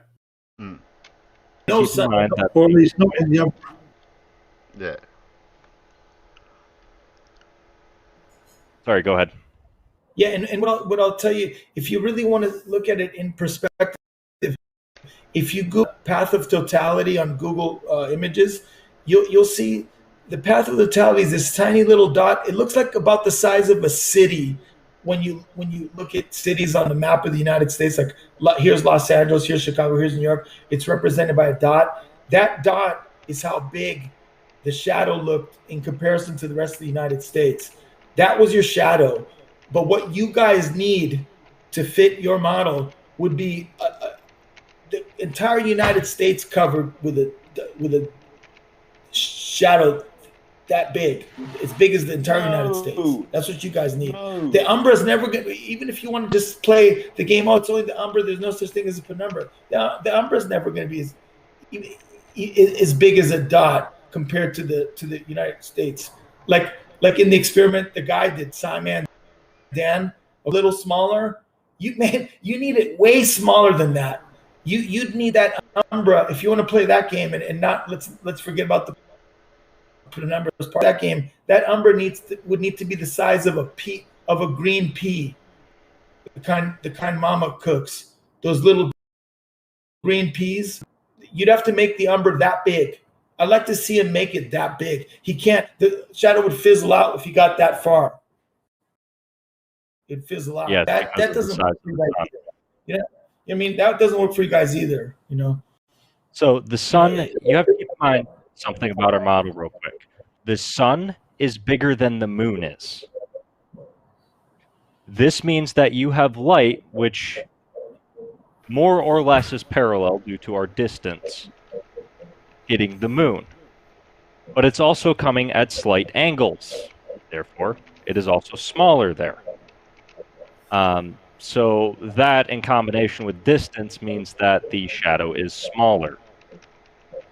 Okay, so can you demonstrate that with your hand? Make a copy of your hand, because the sun is doing the same, is bigger than your hand too. So yes, by your logic, your hand like teeny tiny, like the size of a pea, also pretty nice looking. Make her that big of your hand. To be a nice, because I know what you're saying. It's coming down this way, but it never works out that way, Fo. If you raise your hand high up enough, it just fizzles out to nothing. But the size of that shadow of your hand never becomes like teeny tiny. You know, Again, it's never how like big is that. the sun and how big is your hand? Well, it's more extreme than the difference between the sun and the moon. You know, you'd get more of an effect if it worked. But it doesn't work that way.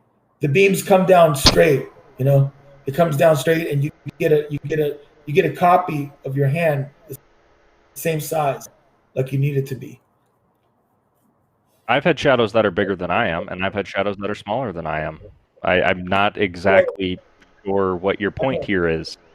You can make a shadow bigger if you hold a flashlight. If you're playing in your room, got somebody, you know, a sleepover, you're little, you make your hand real big on the ceiling with the flashlight, you know. But you're never gonna make your hand teeny tiny. I mean, do it. You like to do experiments. Show me, fo. Simon Dan tried to do it. He failed. You said yourself the entire shadow is the same size as that perimeter he drew. The entire shadow was. But again, the the same penumbra, size. or I'm sorry, not the penumbra. The umbra is a different size. Irrelevant. The shadow is made. Umbra. The umbra got a little smaller. That's fine. But the penumbra, you can't have a body without a head. You can't have a shadow umbra. You have a shadow, you got umbra and penumbra, so you can't exclude one. You can't eliminate one. The umbra was smaller, but also the shadow matched up perfectly with that outline. It didn't match up perfectly. It like you said, it was a little bigger. The umbra was a little bit bigger. But again, your original point was that you cannot change the size of a shadow in totality. That was your original point when we started this. Listen, Fo.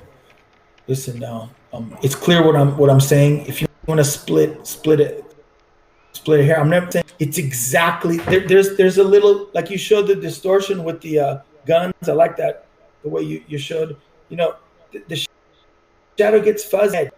It's going to be it looks to be a little bit bigger, it's hard to tell. It gets fuzzy, but you're never going to get a 70-mile wide from a 2,000-mile wide object. It's not going to happen. Or get a circle that's 20 inches and play with it in your backyard. Make it. I don't know how I'd have to do the math. Go from 2,000 miles. The moon is 2,159 miles wide. You have a 70-mile wide path of totality according to Google. Okay. Try to recreate that. Go in your bedroom. You know, maybe get a 20-centimeter paper cutout or ball. Get a ball and try to. You know, you're never gonna get it. I did an experiment where I set up a model and I flashed a nice big shadow. I did a model according to the sizes of Earth and the moon, and I just used our own sun. But the shadow that I flashed on that Earth in that model, and the moon was the right distance from the Earth, and I used the sun for my sunlight. That the shadow that I cast on the Earth model was covering the size of the United States, as it should, if your model is correct. But we didn't see that. We saw this. What you're looking at with your own eyes, little shadow. Okay, so and Simon Dan showed you this. You know, his shadow. Yeah, there it is.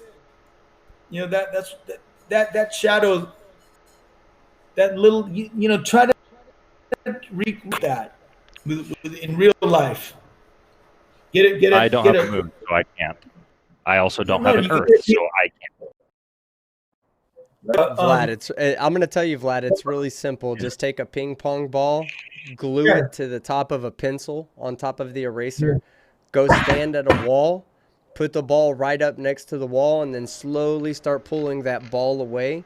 And you'll notice the dark spot gets smaller and smaller and smaller until there's no dark spot left at all.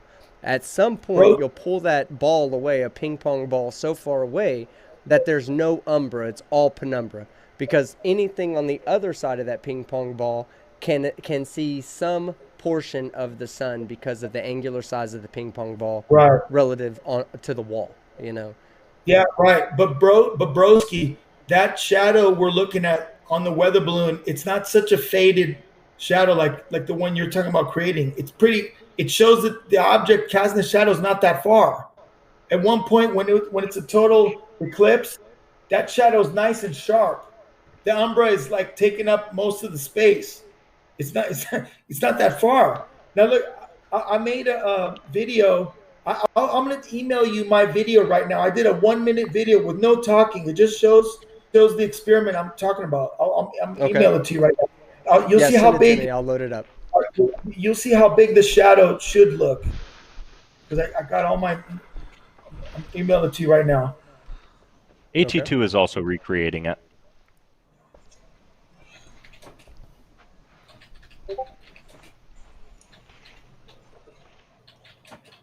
Gmail changed their logo. I keep not finding it. I know. Gmail, right? It threw me off too. It threw me off too. Yes. Okay.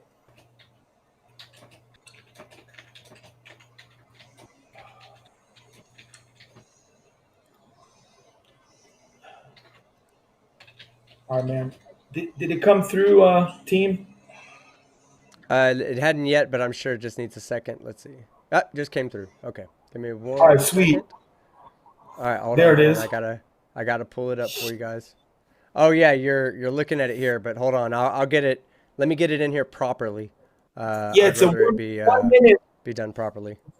It's 1 minute long. You see what I'm talking. Recreate.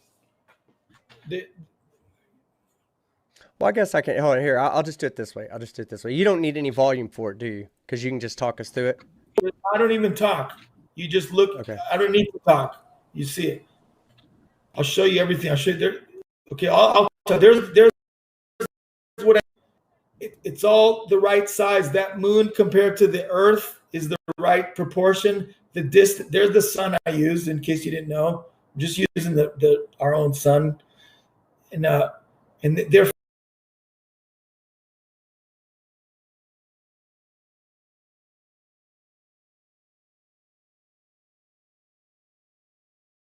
Was I muted? Sorry. Did he just say that the moon is the right size to the Earth?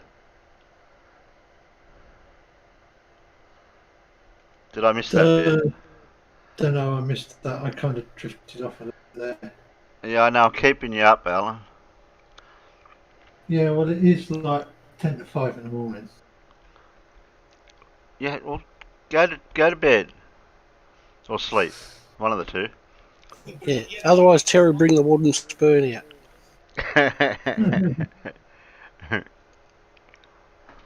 Here, I'll kick you out of Discord, and you can't get back in without an invite. No, don't do that. I'll go to bed like a good person. That's all right. Okay. Don't worry. Yeah. I'll speak with you. I'll speak with you about 8:30. Yeah. Okay. After you wake up and everything. Yeah. Yeah. After I've been got out. After some person's going to come and make me get out of bed. Yeah. That's it. No. And you're not getting a bedtime story. Sorry. That's all right. I'll just play that bit again, because I'm sure he said something about. Was it back there? Just there, I think it was. It's all the right size. That moon compared to the Earth is the right proportion. Right, that's the bit that when he said that. The moon looks a bit big to the Earth for what he's got there. It'd be like a pea to the size of a exercise ball. Would that be, you know what an exercise ball is? Anyone? Those big balls. Yeah. That they have for I wasn't talking to you, Alan. You're asleep. There was an answer I read you gave me there. Remember the old-fashioned medicine balls? Well, I'm trying to get a comparison to what the Earth would be to the Moon in comparison to two objects, like a big medicine ball to the size of a pea, or a little tiny something smaller. I'm trying to think of what would be the two things, but not those two things he's got there. There's the sun I used in case you didn't know. I'm just using our own sun, and they're far. That moon is 30 Earths away from Earth. So if you measure the size of Earth, the moon is 30 Earths away. There's the shadow. You know, it covers almost the entire United States. Just with the clunky little model I did with all kinds of sunlight too, by the way. I do want to point out this, Vlad. I do want to point. Sorry, Huey. I'm just laughing. He said it covers the entire United States. It does not. Look at it. Something out, because that's a good demonstration you did right there. I want to show you something though, because that right there is essentially the same thing as what you're looking at here. You know, yes, that is exactly what where the sun, the shadow that the sun would be casting upon the continent of the United States. And I don't know that I'm assuming your continents are the right size. I'm making an assumption there. But if your continents are the right size, you would see a shadow that would cover the majority of the United States. But that's not the path of totality. The path of totality is very tiny. So in your video, that's a good video. Well, let me pull your video back up. Hold on one second. It's a good video, but it's kind of out of focus. There's no way for us to see whether there's an actual an umbra there. It might get a little better focus. Play a little more. Because everything moves really fast. Well, anyway, you get the idea. I mean, that's bigger than that little pea-sized shadow we saw on of the United States. Okay, that's about it. I don't know. I could have done a better job. I didn't know how to use my camera that well. You know. No, Vlad, I think it was a good demonstration. I think that's a really good demonstration that you attempted to put together there. I'd like to see more of it coming from people that are in the flat Earth. So I appreciate you at least making that attempt. Go ahead, Fohammer. No, basically you covered it, team. The graphic that I showed from NASA itself comports with what you posted, what experiment you did. So, I mean, congratulations for proving the globe, I guess. Hey, like he said earlier, Vlad, welcome to the globe Earth. Oh no, he froze. No, Vlad, where'd you go, bro? Get back in here. He froze again. Oh man. We scared him with paint, and then we showed him how his evidence actually. The video yet? We'll turn it over to Fohammer. Go ahead, Fohammer. All right. Where did we leave off, Vlad? I don't even know if it's worth catching up to right to the end of the stream. I don't know if is it still going?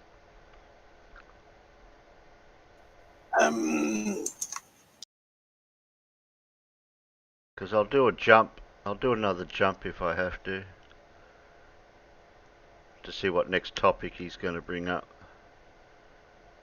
Nah. I think AT2 come into it there for some reason. They're talking about the penumbra there still.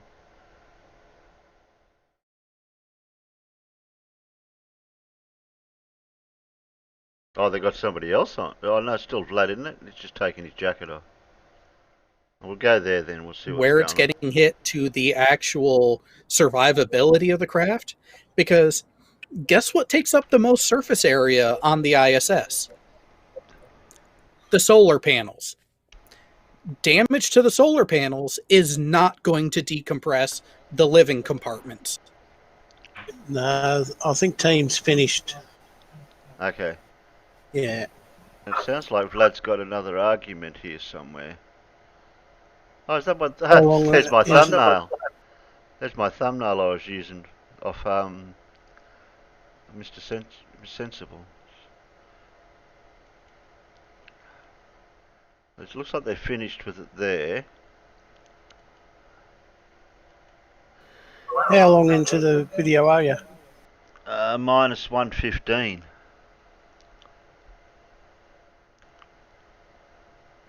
$1.15 because it goes for almost 4 hours. Oh shit! I'm not. Well, we've been going for nearly over 3.5 hours just for this. Yeah. And a little bit of Alan's stars that he was doing in his editing program. Yeah, I could just leave it here because we can go a little bit longer to our 4 hours on my end. Because it's 4 o'clock here in the afternoon. I'm just seeing what this other argument was that he was bringing up, but that's the ISS. That's not to do with the shape of the Earth stuff. So we'll skip towards.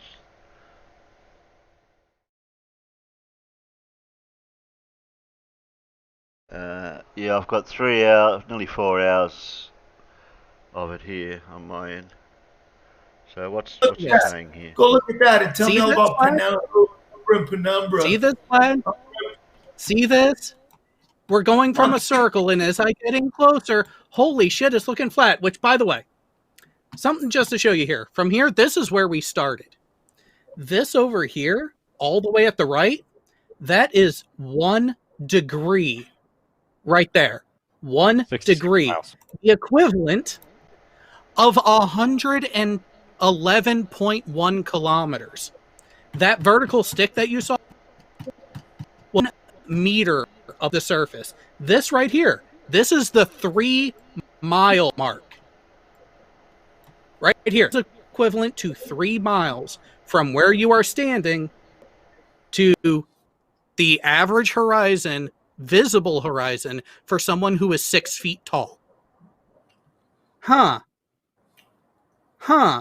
Looks like it looks damn near flat, doesn't it? But hang on, let's go ahead and zoom in here, out at the horizon. Holy fuck, it's not flat! Are you sure you've experienced it? Are you sure? What's so about this guy? That exactly comports with what I have dealt with for years, living on and near the ocean. All right. So let me keep on with super chats. Yeah. Go ahead. Tell him something. Go ahead, guy. On your Earth at the beach, you can't see 3 miles away because I'm under 6 feet. Yes, I can. No, I can see 3 miles away.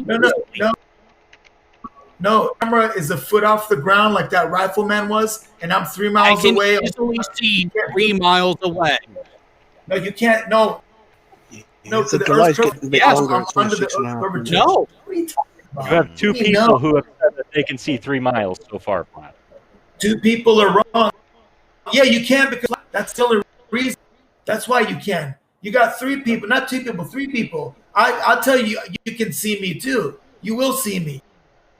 Bam! All right. So Let me. hang on. So what's the difference, Scott? 2.5 minutes. I couldn't hear you. You're breaking up.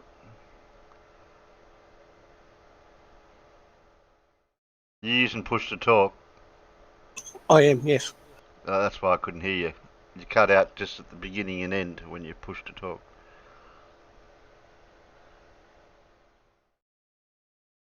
Sounded like you said 2.5 minutes. Yeah, 6.5. 6.5? How can I be 6.5 minutes from a live stream?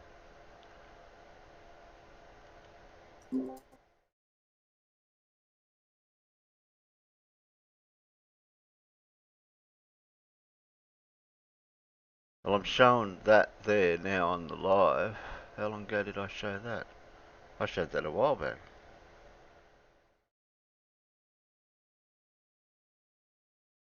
Where I said, Mr. Sensible's pitch image. That's what I just noticed then. That formula that you wanted to stick with, That formula that Oh, you yeah, wanted to it's stick tough with and bad earlier on on, mine, too. the 8 inches per mile squared, what shape does that end up giving you? Look, we already went over it. Team told me that's 1,000 miles. It's good for 1,000 miles. No. So don't try to No, go he's down. not. That's not my question. That was not my question. Please answer my question. Look, What questions formula? wasted time. Team, can you go with the super chat? This guy's not I want honest. to. I want to see if you were paying attention, Vlad. I want to see if you were paying attention. La la la la la la la la la. I gotta so go, you man. weren't Right. paying All attention. right, all right. Finish. Let me get on with super chats. No, that's finished up there. Do I have a quiz today? No, mute. This is Monday's stream. It's just a bit of a throw together. It's not really. There's no really like it's got on the title. Insert title here because there's no title. So we'll finish up with that. I can stop streaming over there. So we'll transition back to that. I can get. I think I know how to do this. How did I do this last time? No.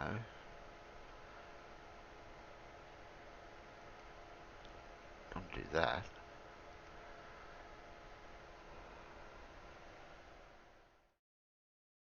No, finish with that.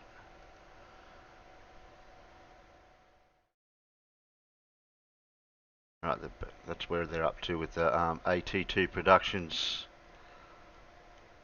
part. See, that's a while back. I don't know why it's so far behind. That's weird, that. Now,